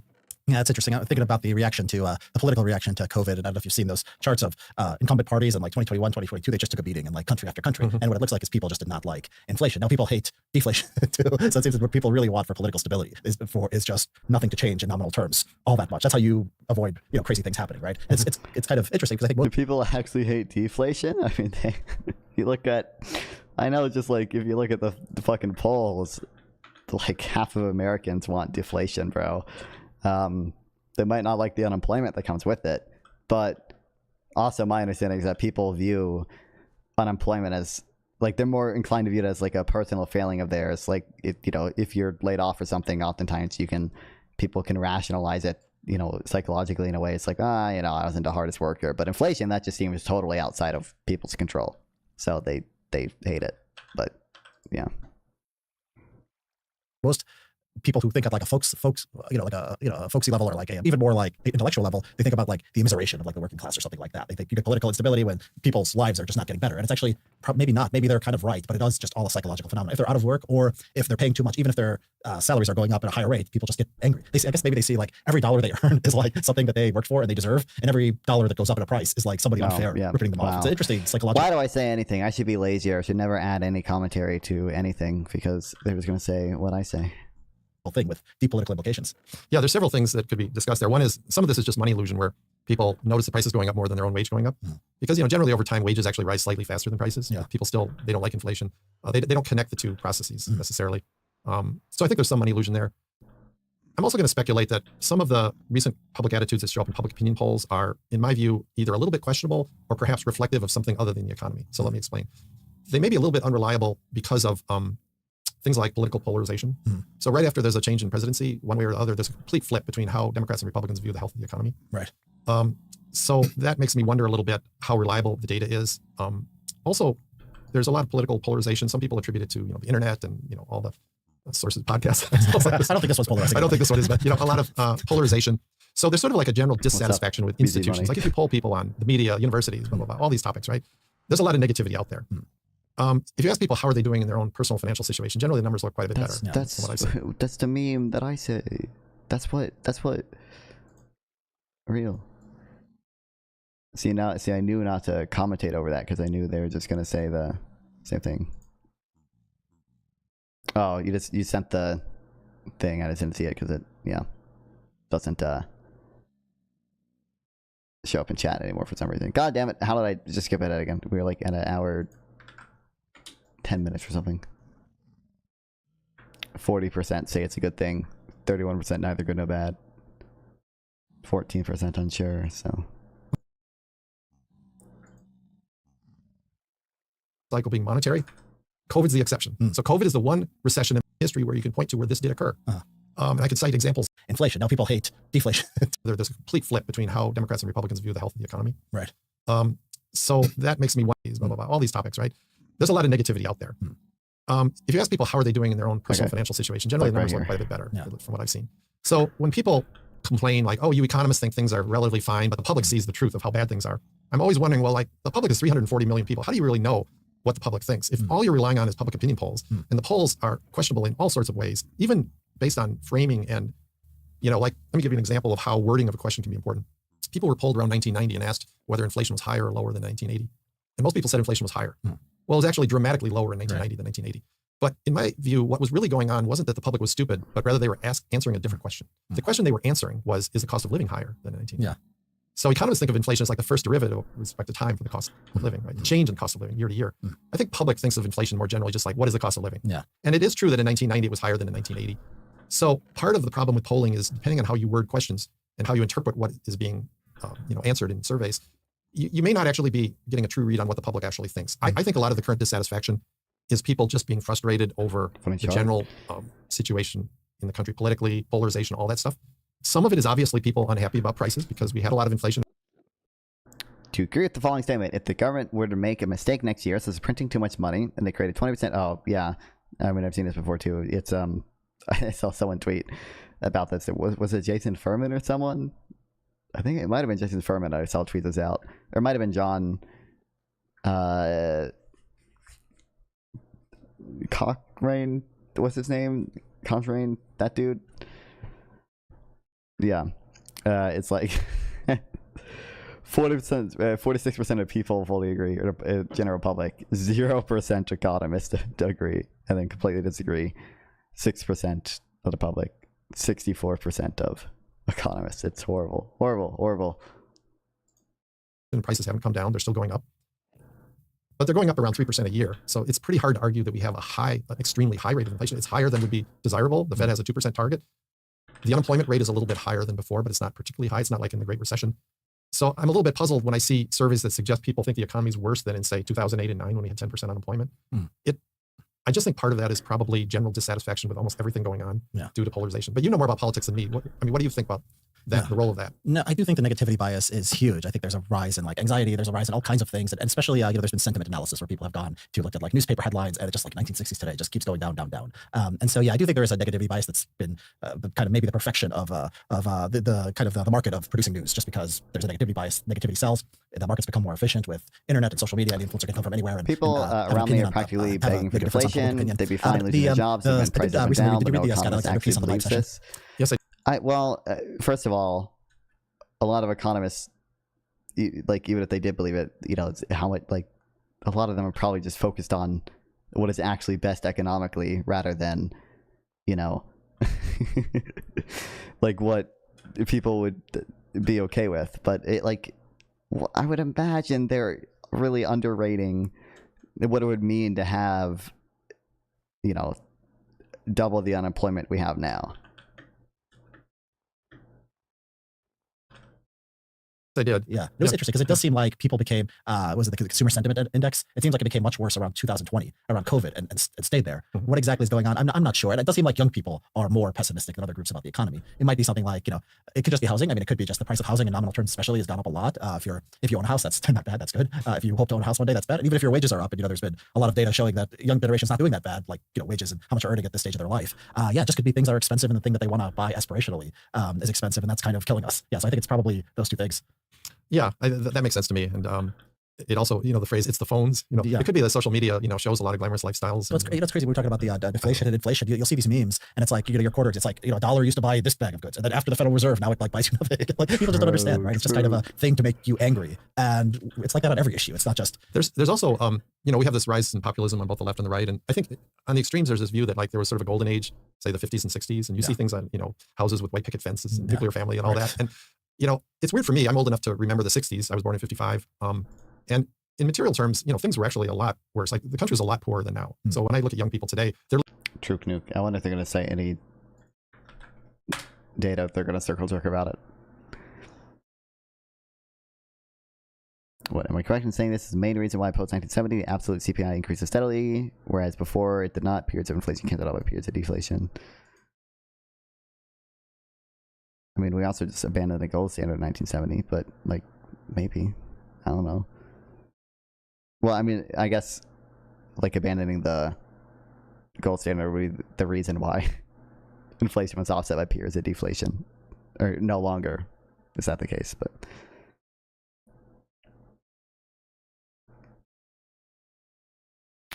Prices you go back down if they rose under gold standard. This is how it worked. This was very costly in terms of employment. True. Universal suffrage. Lost to rise of the labor movement. Maybe it's not viable politically, but its lesson is increasingly lost, unfortunately. I should read Golden Fetters, but Golden Fetters is like 800 fucking pages long. Her living standards are a lot higher than mine when I was young. But there are ways of looking at the picture where you get a very different read on things. You mentioned housing, like places in California, there are houses affordable to middle-income people then that aren't affordable today to middle-income people. Yeah. And there's sort of also the rat race, keeping up with the Joneses aspect of it. People talk about two-income families, and we have way more college grads today. So like it may be true that we're richer than we were then, but a college education doesn't put you as high in the pecking order as it did in 1960, let's say, a college degree. So there could be just a lot of ways of looking at the picture, which could lead a person reasonably to feel like they're falling behind in some sense, even though in crude, material terms, our cars are better, our houses are bigger, blah, blah, blah. Almost every measure of living standards is higher than in the 1960s. Yeah. So I don't have any, I mean, I think ultimately these questions of like living standards are, there's no scientific way of thinking about it. And for that reason, there's really no perfect scientific measure of inflation, because you can't really measure inflation without understanding how much people psychologically value new products relative to previous ones. Yeah, I mean, I think that's mostly right on as far as objective living standards and material goods. That's absolutely true. But I don't think it's just a kind of a status or relative gains kind of thing, because I think there's at least one way where life has gotten maybe not objectively worse, maybe it is objectively worse, but a lot of these like memes that people point to and like what they're looking at like in past generations, I think they're looking at family stability, right? I'm looking at the fact that you could expect to get married by, you could be a regular guy, get married at 25, you could expect a few children, you could have a house, maybe the house is still affordable, but at least the marriage and the children and the family thing is at least not happening. And I think people sometimes like blame that on the economy, like they blame that on having the consumer goods. The people deflation with happy families. Like, we traded GDP for this. And it's like, will they? I mean, maybe, I don't know. Maybe you're right. It's hard. It's just maybe my brain is too econ broken. It's hard for me to to think that something that like just almost certainly is not actually a net benefit would, like, if it actually happened, prove to be like super popular still. I don't remember the policy where we abolished families and we increased GDP, right? It's I mean, maybe women working is one such case, right? That increases GDP, maybe hurts families, but they're usually like against free trade and stuff like that, which just doesn't make sense. It's so weird because let's take the thing about family size and fertility rates and so on. Like there's almost everybody I talk to who would be described as, say, an average person gives me the same answer. Family sizes are way down because people can't afford them anymore. Yeah, I mean, I think that's what's so funny is like there's almost no area where the data so perfectly refutes that hypothesis. Like not only are richer countries having lower birth rates than poorer countries, but within a given country, the countries that have grown the fastest, like South Korea, are the ones where the birth rates have fallen from 6%. It's amazing. South Korea was as poor as like Central Africa back in the 50s, right? And they had 6 children per family. I hate high nominal prices. But the other part of that is that everybody believes it's due to the fact that we can't afford to have children these days. There might be, and I literally said before, I think, you know, psychologically, inflation is viewed worse by people than like unemployment because, you know, it seems totally outside of their control. Where, you know, employment can be rationalized and everything. But like, I don't, again, maybe my brain is just broken, but I feel like if we had President Mr. Deflation, okay, and like we had deflation for, I don't know how long it would take necessarily. And then we'd probably have a recession. There'd probably be some, depending on how fast it happened and how it happened, probably some type of, you know, financial crisis, you know, and you'd probably see unemployment go up. You'd probably see unemployment like double, depending on how, like if you got down to 2019 price level, certainly. It's hard for me to think that in that environment, people would be like, yeah, you know, I know like 5 people who lost their jobs, but like, I'm just actually really happy that he followed through with his promise and got us down to the same price level. Like, I don't know. People blame the job market on Trump. Not gonna lie. Well, I think to some extent you should blame the job. I don't think that's totally irrational or anything. But I think, like, psychologically, the evidence I've seen still supports that people tend, on average, to view the job market as more affected by their personal decisions than inflation. Maybe some little grain of truth in it. That in a broader sense, the hypothesis is clearly wrong, but it may be onto something. And in one post, I talk about how like billionaires actually do have larger families than middle class people. So one hypothesis is as income rises to the point where people can afford servants and can afford to have a lifestyle where the children are just something they play with once in a while. They don't really have to work very hard taking care of. It's just opportunity cost, and that like it's fun to go to the movies or go out to dinner. And if you can pay somebody to take care of your kids, great. And if you can't, then you'll go to the movies or you'll do. Well, people aren't going to movies, whatever. Sit online. But even like an upper middle class family, which can clearly sort of afford to have 2 or 3 children, whatever, or 4 children, you know, if they make, I don't know, $400,000 a year, they're still we've somehow talked ourselves into a lifestyle where, you know, we micromanage our children's lives so much. We're always like driving them to soccer games and doing all these activities with them. And often they're 2-income families that are very stressed because their job and work at home. So we've developed a lifestyle that, and this is probably even more true in highly competitive societies like South Korea, where we've made it difficult to have children and still enjoy a lot of consumption. And so it's only when you get to the super rich, like the billionaire status, where you clearly see a preference for larger families being realized because they can just have so many servants, they don't have to worry about those stresses. So I mean, that's just a hypothesis. There may be a little bit of truth to this idea that financial resources are a factor, but clearly not in the direct sense of just like people are too poor to have kids, because the poor countries are where the birth rates are the highest. Yeah, I mean, I don't even know, even that kind of thing where, I mean, that still has to account for it being much higher. And, you know, is it just life was? It's like Trump's first term, Obama's second term was sluggish recovery. Well, okay. Then the term after Trump, 2%. No, I can see that. I guess I was thinking, do you think like if it was someone from the same party, like let's just say like Trump did the deflation move, and then like JD Vance, and you know, like let's just say unemployment doubled, and then JD Vance was running. I don't think people would view JD Vance favorably. I think they would associate him with the, you know, economic downturn, just like people did Biden and Kamala Harris, right? I was thinking more of that, but I can see what you're saying, just, you know, with that. more boring because you still sacrifice. Like imagine 1960s, you have 3 kids. You could have still gone out to eat. You still, I mean, maybe like, you know, I think you were giving up probably at least as much. I mean, like the kind of contraptions you have, the labor-saving devices you have now with kids these days, right? You have like these diaper garbage cans that are, you know, incredible. You have the milk, the machine that makes it. I don't know what people did in the 1960s. Even, you know, disposable diapers are somewhat new. People, I guess, would wash them until pretty late. The way I look at it, as time goes by, children were the consumption to a much greater extent back then. The further back in history you go, the less interesting toys we had to play with. So if you go back to the 20s, we didn't even have television. So on. By the time I was growing up, we had TV, but not the internet, and we didn't take long vacations with, you know, jet off to, you know, Florida or something. We just drove to a nearby lake. So the activities were more social. You had a larger family. Sometimes you had extended family nearby. You would do a lot of social activities with children. And we've gotten into a society that has more and more interesting electronic diversions and more exotic vacations that are affordable, that are interesting for adults that don't have kids, and they can have an interesting lifestyle, traveling to Europe, seeing a lot of interesting stuff on, you know, cable TV channels and the internet and so on. And just imagine you go back to the 20s when there's no television. Most people really don't like to read. I would kill myself. Not too many people like to read novels. So what are they going to do? They're going to sit on the front porch with their neighbors and socialize. And I think we've moved away from a very social type of environment towards a more individualistic one where you're interacting with electronic toys of various sorts.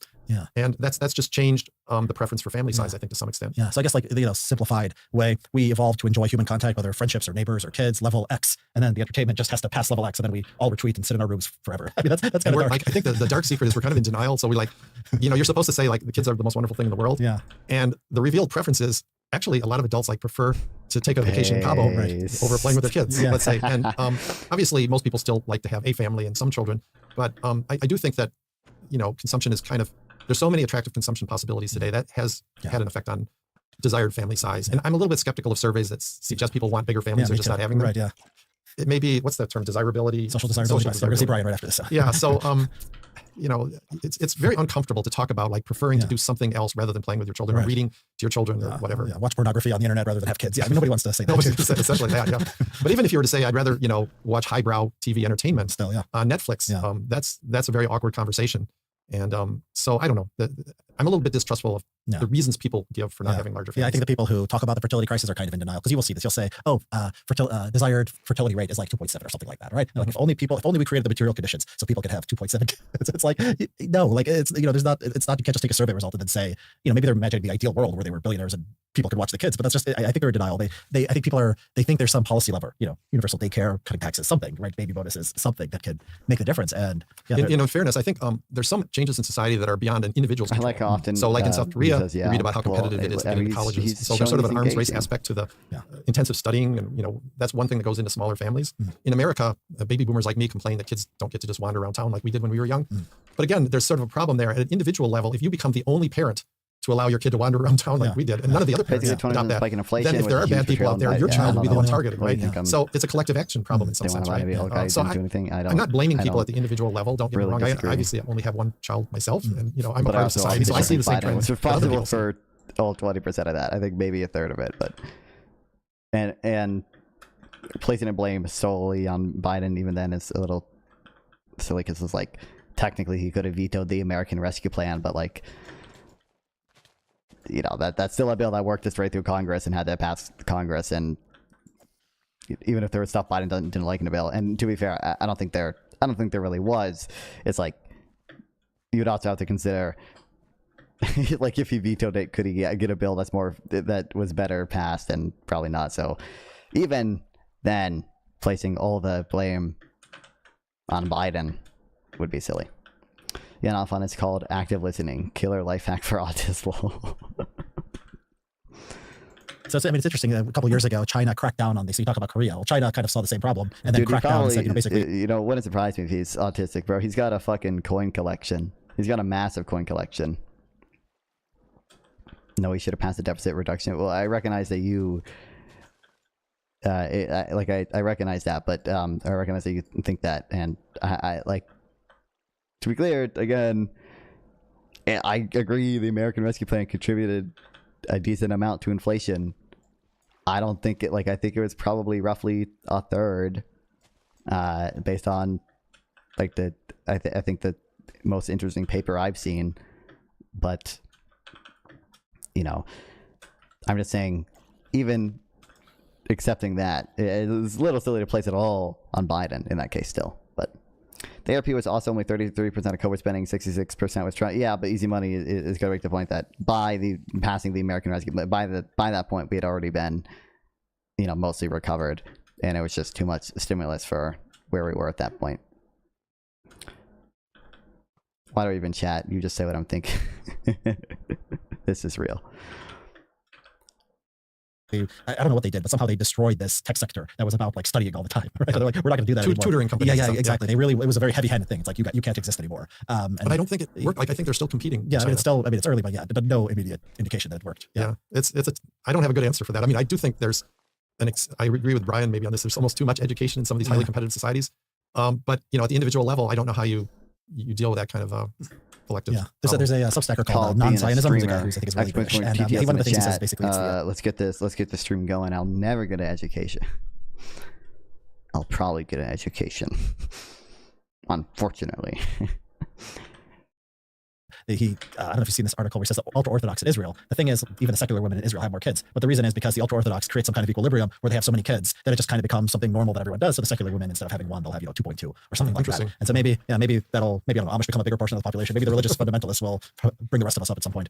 Well, in my post on this, I speculated that maybe the solution was to make us all billionaires by having AI create servants for everybody. Or open immigration. I mean, that's a fascinating thing where they'll talk about the people who are nativists who want to get back to the past. They'll say the immigrants took all their job. But it's actually like an American middle-class person is extremely wealthy by world standards, and they could all have servants if they wanted. Sure. I mean, so it's like having more nannies from overseas would probably increase the birth rate. Yeah. But if the AI optimists are correct that we're going to have these robots that'll be able to do almost everything, it could be that the fertility trends we're seeing now are temporary. Like it's very possible that people in the future actually would prefer to have more children if they had essentially the same real resources that billionaires have today. So billionaires have basically all the servants they want, and it's possible AI will do that for middle class people. And maybe is this maybe why America is higher than Europe and East Asia? Maybe we're just a little bit higher on the wealth, and maybe that makes a difference. Maybe we need another countries need to be 20% wealthier, and we won't be billionaires yet, but we'll get kind of closer to a place where you can have more, I don't know, servants or machines or whatever it is that makes having kids easier. Do you think you see how skeptical? I don't know. I'm wondering, why is our birth rate a little bit higher? It's not a lot higher. Biden promised to govern as a moderate, not a progressive. There could be a selectivity factor in terms of the type of people that immigrated to the U.S. I think we know they tend to be a little more materialistic than people that stayed in Europe. Whether that, to be clear, I don't actually think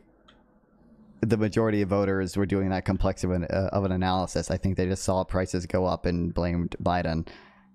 Right, but like I don't entirely disagree with you. Like especially like I do think his first 2 years, especially, he probably he was a lot more progressive than people expected, or than he kind of tried to come off.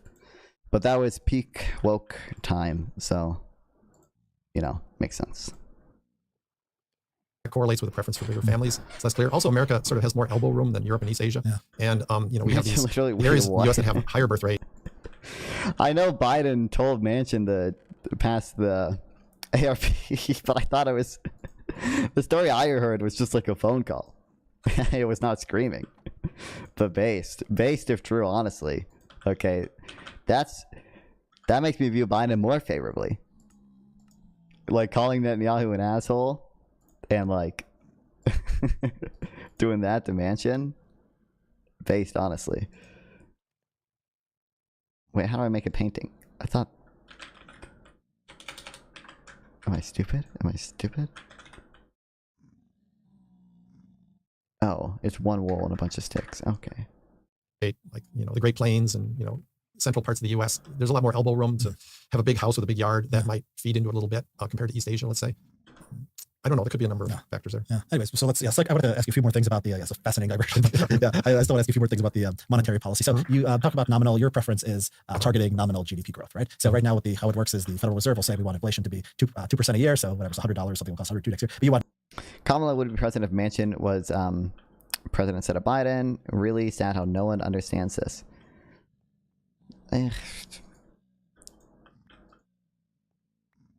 I can. Well. I think maybe I'm overestimating how much people care about this. I do think it's obviously plausible that, the American Rescue Plan also contributed a decent amount to growth. So, maybe the effects of higher unemployment would have been enough to offset, how people being less mad about inflation. But I'm not very confident in that. I don't think that's necessarily the case, but there are probably some. I'm trying to think. Maybe I don't know enough about Manchin. I mean, my understanding is Manchin is less pro welfare than Biden, so I'm probably more aligned with him on. I'm probably more aligned with Biden there. I don't know if there's anything else where it'd be more aligned with Manchin than Biden off the top of my head, but I probably don't know enough about Manchin. Doesn't he? Isn't he like pretty fucking pro coal workers? Because he, maybe that's just to appeal to his constituents, and as president, he wouldn't actually have to worry about that because he would, have the whole nation voting, and not just West Virginia. But I don't know if that's a deeply held position of his or not. Would have actually managed the border instead of being a numbskull. True. Nominal GDP, which is the real GDP times the price level. So can you just kind of explain why this works better and how exactly it will work? Okay, yeah, a good question. So remember that at one level, nominal variables shouldn't matter. If we had completely flexible wages and prices, it would matter no more than like changing a measuring stick. Everything would look bigger if you went from a yardstick to a ruler, but the real size of objects wouldn't change at all. But in practice, because wages and prices are sticky, and because we have these long-term financial contracts that are nominal terms, in practice, a nominal shock will tend to have real effects on employment and financial crises. So the next question is, okay, well, which nominal aggregate will do the best job of stabilizing the economy? I think nominal GDP is better than inflation, which is the thing they currently target, because inflation doesn't really get at the heart of the problem. The business cycle is mostly about a change in nominal spending affecting employment because wages don't adjust smoothly. But it doesn't really matter that much whether the nominal growth is mostly inflation and not very much real growth, or mostly real growth, and not very much inflation. What matters is the total amount of nominal spending, because that's the resources that companies have to pay workers. So for instance, back around 2000, both Japan and China had roughly zero inflation, but China had 10% real GDP growth and Japan had almost zero. So their nominal GDP growths were very different. Chinese companies were getting like 10% more revenue every year. Japanese companies were getting almost 0% more revenue each year. So that nominal revenue or nominal GDP concept is the one that is most relevant for companies' ability to hire workers.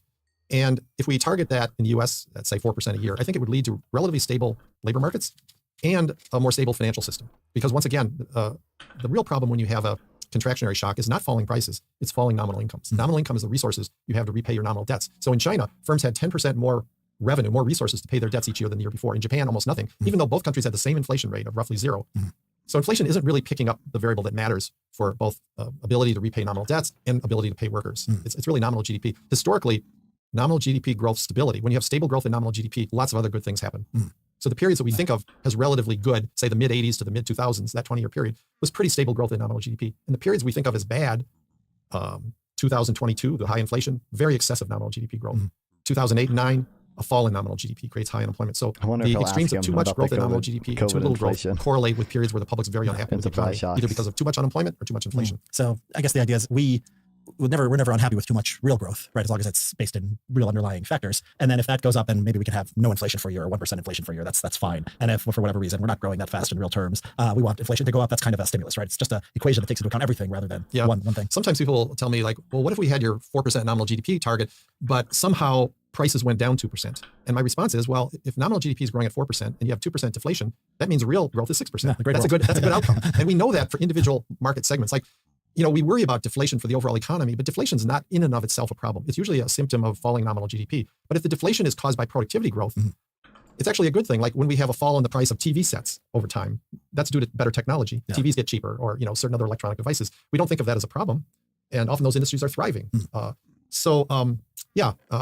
George Selgin has a book on this. It's very good on the reason why inflation is not really the issue we should be worrying about. It's changes in nominal GDP. I think the book's titled Less Than Zero, referring to the fact that even oh my god, how did I do it again? I haven't read Selgin's book or much of the critiques of it really, or like critiques of the view that not the book specifically, but the view that deflation doesn't matter if you still have real growth, like, or if deflation is caused by real growth rather than demand side factors. But I have some papers saved somewhere, like Sam sent me. And it seems like there's are reasonable arguments to be clear that deflation does still matter when it's even when it's supply side, and it still can have those effects. Hold on, I can find it probably. But somehow prices went down 2%. And my response is, well, if nominal GDP is growing at 4% and you have 2% deflation, that means real growth is 6%. That's a good outcome. And we know that for individual market segments. Like, we worry about deflation for the overall economy, but deflation is not in and of itself a problem. It's usually a symptom of falling nominal GDP. But if the deflation is caused by productivity growth, it's actually a good thing. Like when we have a fall in the price of TV sets over time, that's due to better technology. TVs get cheaper, or certain other electronic devices. We don't think of that as a problem, and often those industries are thriving. So, yeah, George Selgin has a book on this. It's very good on the reason why deflation is not really the issue we should be worrying about. It's changes in nominal GDP. I think the book. Wow, look at these incredible screenshots we got here. I think I have this study saved somewhere. I gotta read it like this.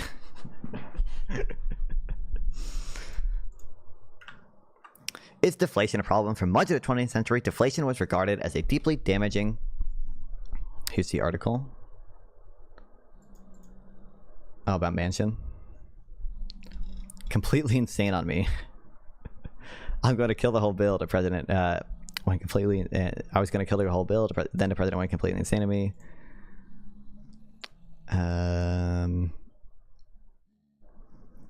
Biden refrained from applying personal pressure, but there was a limit to his patience. He picked up the phone and delivered a stern message to Manchin. He stated, obvious, Joe, if you don't want to come along, you're really fucking me. I need you on this. Find your way to yes. Based. Wait, do we not have any... I knew about, like, the phone call.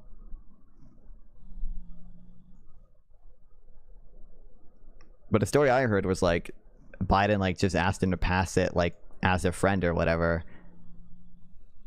Not that he went completely insane. Is there any, like... Is there anything other than this?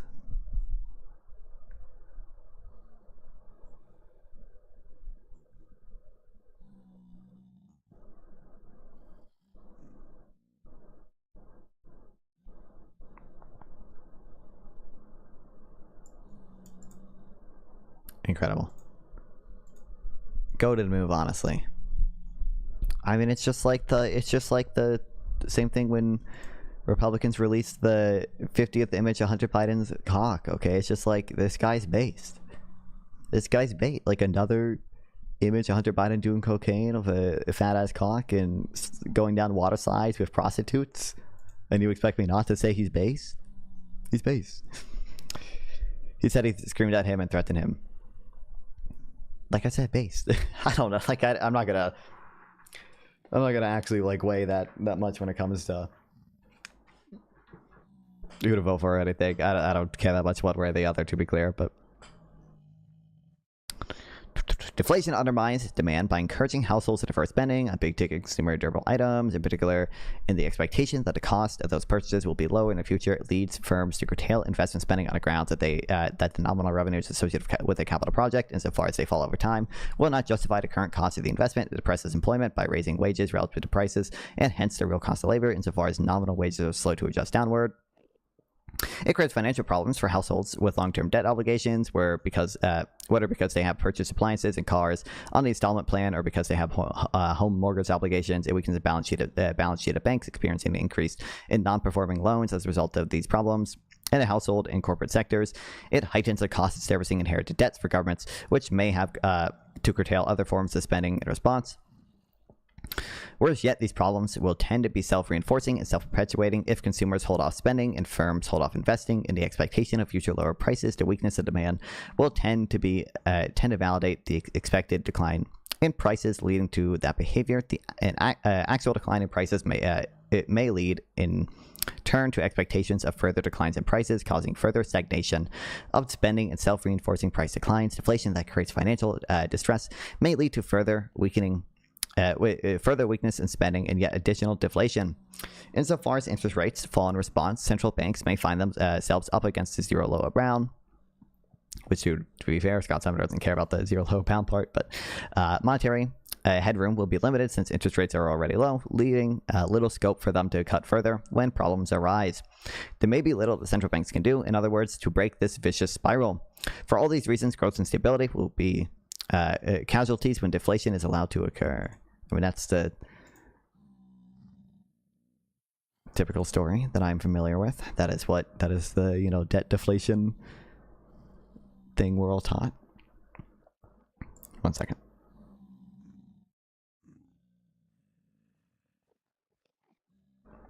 This view that deflation is a problem was heavily informed by the experience of 2 episodes of the Great Depression in the 1930s, in the United States in particular, where wholesale prices fell by a third between the 1929 peak and 1933 trough, and Japan's deflation and banking crisis starting in the 1990s. Deflation in these two cases, it seemed clear, had a profoundly destructive effect. Thus, the seminal work of Keynes and Fisher on downward wage rigidity and debt deflation was motivated by the Great Depression experience.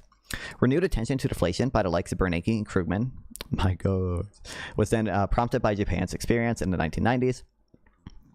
There being little other comparable experiences with deflation in the decade preceding World War I or the second half of the 20th century.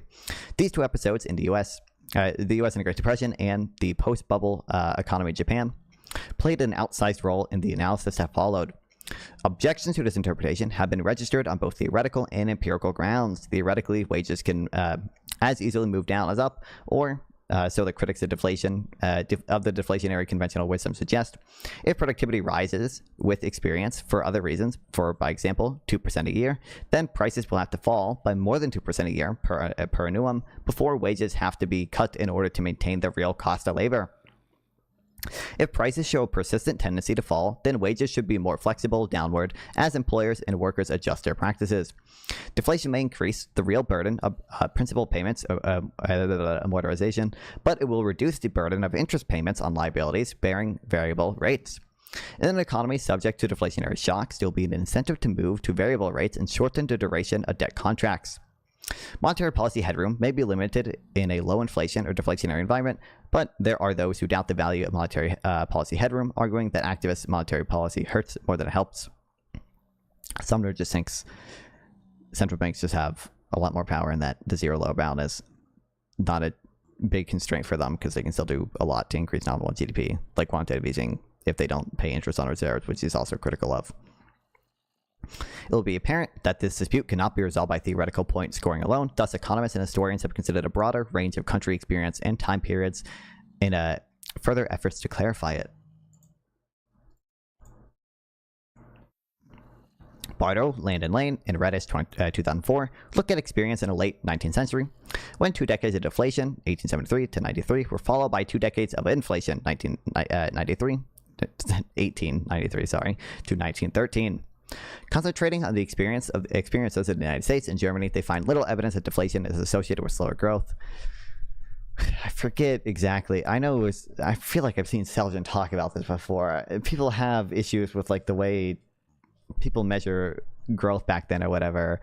I know for the NBER like dating of recessions, I know why that's so like they use sentiment analysis to like judge when the economy was in recession like the 1800s rather than like industrial production, which is a better measure probably. But I feel like I've seen Seljan talk more broadly about how the deflationary period that they were talking about, 1873 to 93, was less bad than people think. But I totally forget the reason. And I totally forget how the merits of it. Concentrating on experience in the United States and Germany, they find little evidence of deflation associated with slower growth. More recently, Borio, Erdmann, Philando, and Hoffman, 2015, have considered a broad range of countries, both in this earlier classical gold standard era, that in the early 20th and early 21st century, they too conclude that there is little evidence that deflation is associated with slower growth. One characterization of the contradictory findings is in terms of good and bad deflation. Deflation can result from positive supply shocks that raise supply relative to demand. This was the nature of deflation in the 1873 to 93 period, when industrialization was spreading, trade was expanding rapidly, and portions of Africa and Latin America were being integrated into the world economy for the first time. This contrasts with the United States in the 1930s and Japan in the 1990s, when deflation resulted from negative demand shocks. The argument then is that the direct effect of positive supply shocks dominated any indirect negative effects of the induced deflation. The implication is that deflation is a problem only when it is a result of negative demand shocks. God, I could have just skipped to this next paragraph here, probably. Of course, this in turn raises the possibility that other consequences of those negative demand shocks and not their co-sequences. Is that what it is? For price level trends, not their co-sequence for deflation. In other words, co-sequences. That's what that, yeah, I can't read. In other words, maybe the actual culprit. The historical evidence of this question is mixed. On the other hand, Bordeaux, Philaudero, and Hoffman, 2015, argued that negative demand shock associated with the bursting of credit bubbles, which are in turn accompanied by deflation and not accompanied by deflation and not deflation itself, are the main factor disrupting growth. All right, now do rap God. I'm speedrunning. I can rap the Keynes versus Hayek Econ duel rap. I could probably actually rap most of that, but I don't think it would be a little embarrassing. On the other hand, Eichmann and Grossman, 1997, analyzing U.S. experience under the classical gold standard and international experience in the 1930s, allow for distinct roles for both deflation and financial instability. They document separate effects of... Oh, okay. I'm assuming this is a paper that they're referencing here anyway.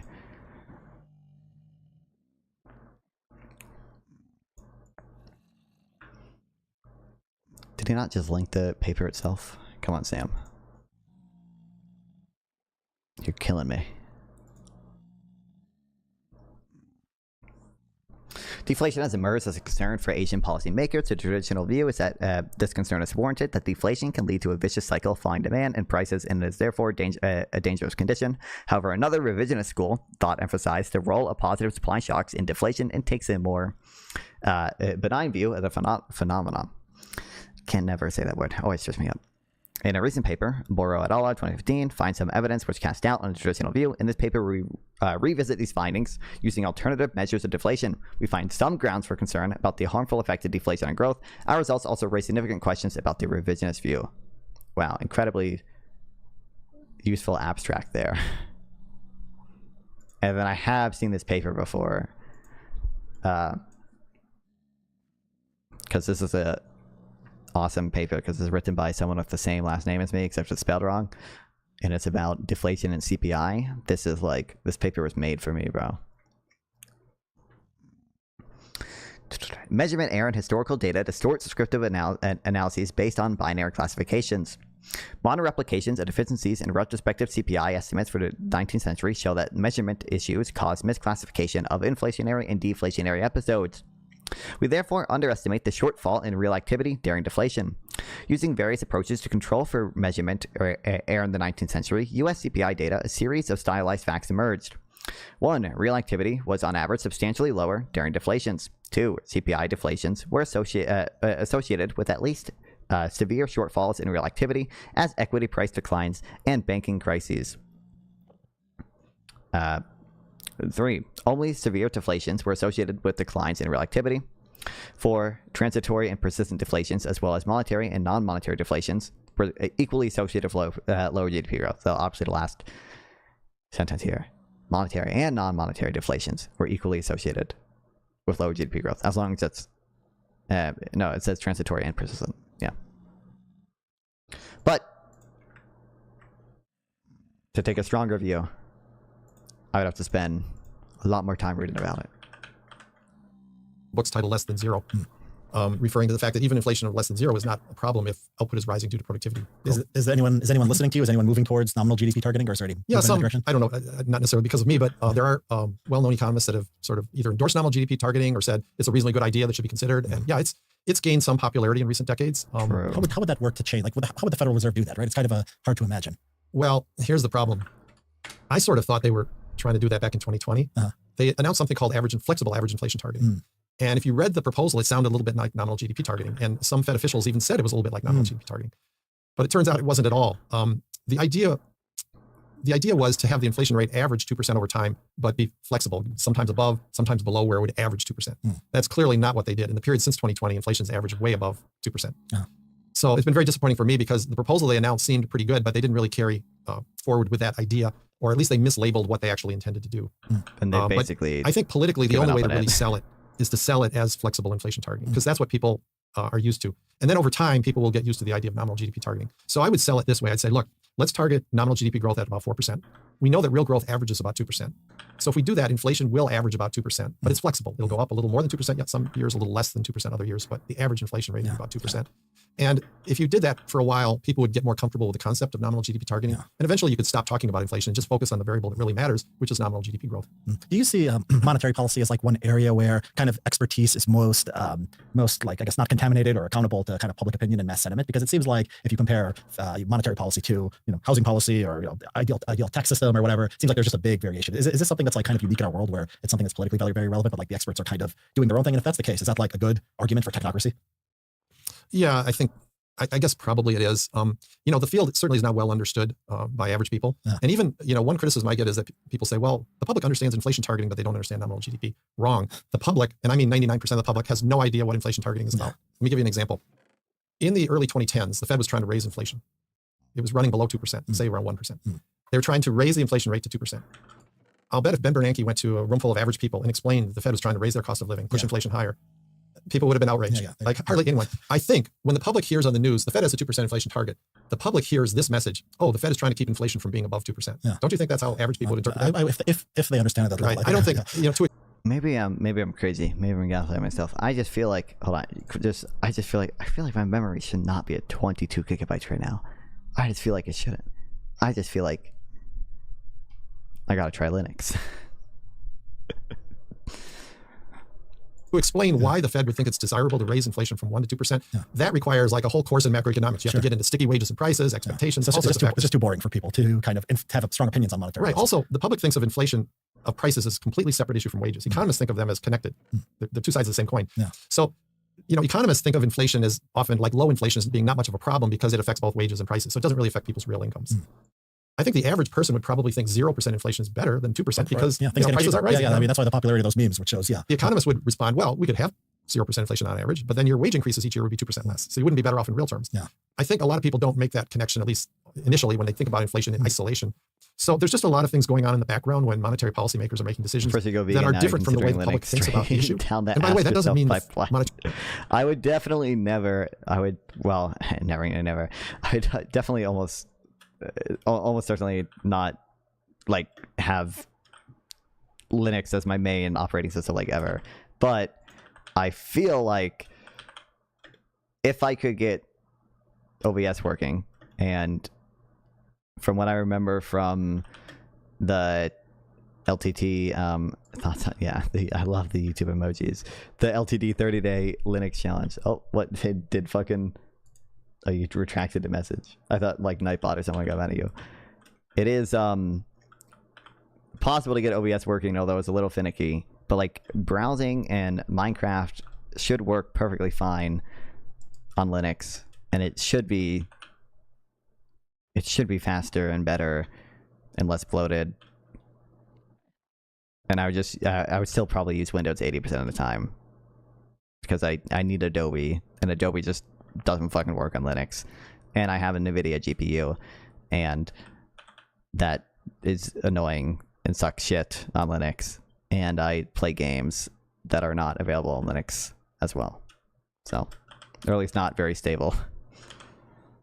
Monetary policymakers are correct. It's very possible that zero inflation is better than 2%. Like we don't have highly reliable scientific models as to what the appropriate inflation rate is. But what I'm saying is that the sort of justification that economists use for a 2% inflation target are factors that are just not well understood by the public. Maybe even if they understood them, they'd still disagree with economists, but they don't even really know what we're using as a argument to justify that target. There was one time I remember during when Ron Paul was kind of getting a lot of attention online around 2010, and then people would say abolish the Fed and the Fed. I wonder if they even knew what they were talking about. Ever streamed 2 days in a row? That's just not true at all.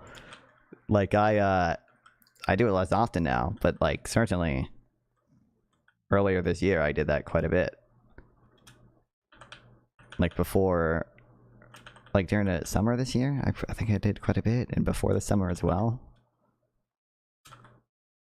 Kind of populist internet appeal. And also obviously during the subathons I've done, my face when sandboxing Linux for browsing uses less RAM than 3 Chrome tabs. Like it like I like looked up the comparisons, and it seems fucking crazy how much better it like could be. I don't know, who knows. So I did buy shitty RAM, so I think You know, I'm sort of libertarian, so I sympathize with people's intuition in these areas, but I would push back a little in this respect. Let's think of a thought experiment where the Canadian government just abolishes their central bank and says, we're getting out of the money business. Yeah. We're getting rid of the Canadian dollar. We're just, you know, you can bring them in and we'll give you gold or something in exchange. Maybe. I don't know. I don't think I have anything planned. Oh, no. Yeah, I am, because I'll be doing the non-fun awards 8 p.m. today, technically, the 19th. 8 p.m. EST on the 19th, which is, in my time, that is now technically today, but tomorrow. 2 days in a row is a world record. It's just not. It's just not. I was more consistent early in the year, but I think you really just do underestimate how much I stream. So Canada's getting out of the money business. So we'll let the private sector develop whatever Canadian monies they want. My prediction is the Canadian public would just spontaneously adopt some other fiat money currency, the US dollar, right. Or 10 years ago I would say the US dollar. Now I'd say the dollar or the euro because Canadians have become so anti-American. But you know, I think that's what would happen. So they would still be under central planning, but it'd be central planners in Washington determining the monetary system. It's not I think it's kind of your politics, your idea of economic growth is on monetary policy, just don't screw things up, like be conservative. And then the real gains come from the supply side factors. Absolutely. You know, if you want to raise living standards, don't tinker with the monetary system. Yeah. Do things like, you know. Which, by the way, of course, hold on, I just wrote the non-fun awards to my calendar, so I remember to do them because I have to finish the PowerPoint still. I'll work on the PowerPoint after I wrap up this stream. So last day to vote, guys. Last day to vote. Deregulate housing construction and all that stuff. Fix healthcare to be more efficient. All that stuff is what's affecting living standards. And monetary policy just isn't a big one. It's very important for the business cycle and the inflation rate. But long-run living standards are basically regulatory problems. So it seems like the most dismal part of the dismal science, and that like all monetary policy can do is not create a disaster. That's like all we want. Yeah, but this is my own view. And by the way, if you wanted to give a short, sarcastic summary of the difference between Keynesians and monetarists, I think monetarists, and I call myself a market monetarist, see the Fed as kind of like an arsonist. And Keynesians see the Fed as like a fireman. So both of us think Fed policy can affect inflation and GDP. But Keynesians tend to think like the private economy is naturally unstable, prone to booms and busts, and the Fed has to come in and stabilize things. Monetarists like Milton Friedman tend to think that the private economy is naturally fairly stable unless the Fed screws things up with an unstable monetary policy. Yeah. Okay, Scott, we're running about the edge of our time limit. So what's next for you? People should follow your great Substack. They should read The Money Illusion. Midas Paradox was a little bit more of a challenge, but you know, if you're interested in the Great Depression, I recommend it. Is there anything you want to plug besides the Substack? Yeah, my current Substack is called The Pursuit of Happiness, and I'll keep doing that, I guess. You know, at my age, I don't really expect to do a lot of real hardcore academic research or anything in the future. I'm interested in popularizing ideas and just kind of having fun talking about all sorts of things on my Substack. Yeah, The Money Illusion book's more accessible to average people, especially if you're interested in a contrarian take on the 2008-9 recession. So I argue. True. Last little thing here on the abandoning our current monetary system part. Seljan, who is another, he's like, I think it's fair to say more libertarian than Scott Sumner even. Like he's he's a free banking dude. He makes this point. I think this is a good point. I didn't really think about this till he said it, but he brings up the like network effects and yeah. Well, I'll let him explain. So anyway, a gold standard was great, but I don't think you can get that genie back in the bottle. I just think it's impossible.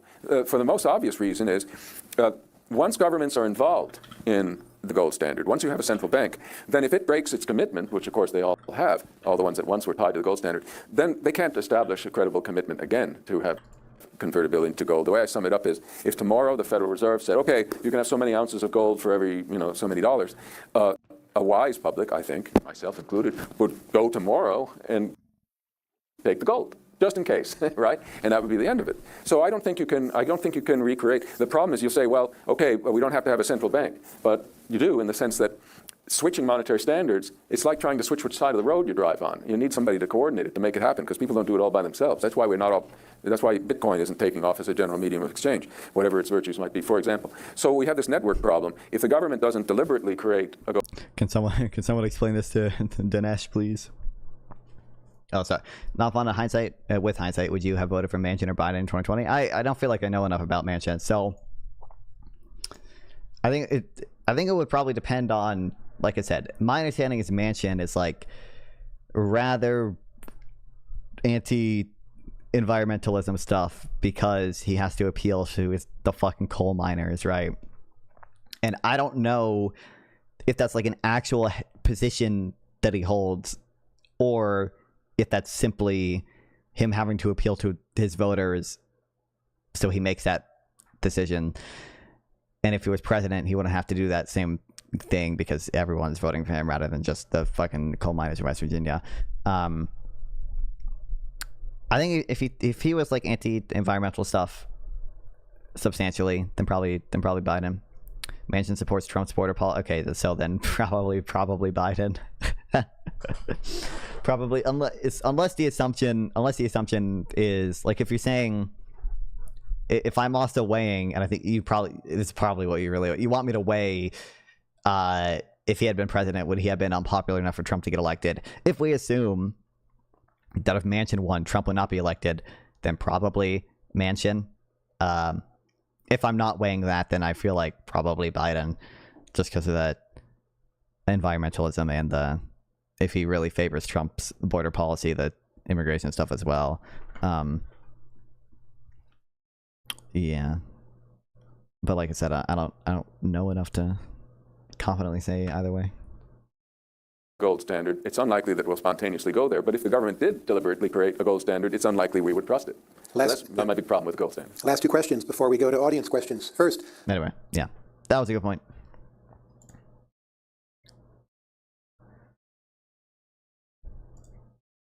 It was caused by Fed policy mistakes, not by banking crisis and nothing. So yeah, I recommend people check it out. We'll put the left here, but I gotta read I gotta read more of his stuff, but I would want to read a lot of stuff about probably similar things at the same time, because I am not convinced that he's right about everything, obviously. So anyway, yeah. Well, I'm gonna end stream now, but I'm gonna go work on the non-fun awards and probably edit a video. So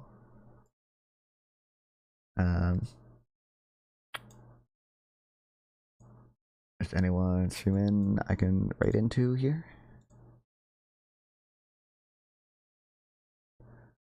Redirect to, I guess, food shops. I bet she's about to end stream, but head over there, and then on Kick. I don't know if it's worth rating it. Well, I got 2 viewers. I'm assuming me and Darko. Let's go. Oh, I can't even. It's grayed out. Okay, well, never mind then. Yeah, well, live streaming. I love you guys watch my stream. Fun, cool that I get to do this and have fun. And did that chat message not show up, or did it just disappear before I saw it? It might have just disappeared before I saw it. Never mind. Okay. Yeah, love streaming. Love you guys watch the stream. Non-fun awards will be at 8 p.m. EST on the 19th, which is today for me. I think it's probably technically today for the rest of you guys too, but it'll be, you know, after I go to sleep and wake up. So in personal time, my own time zone that I personally have, it's tomorrow. Love you guys.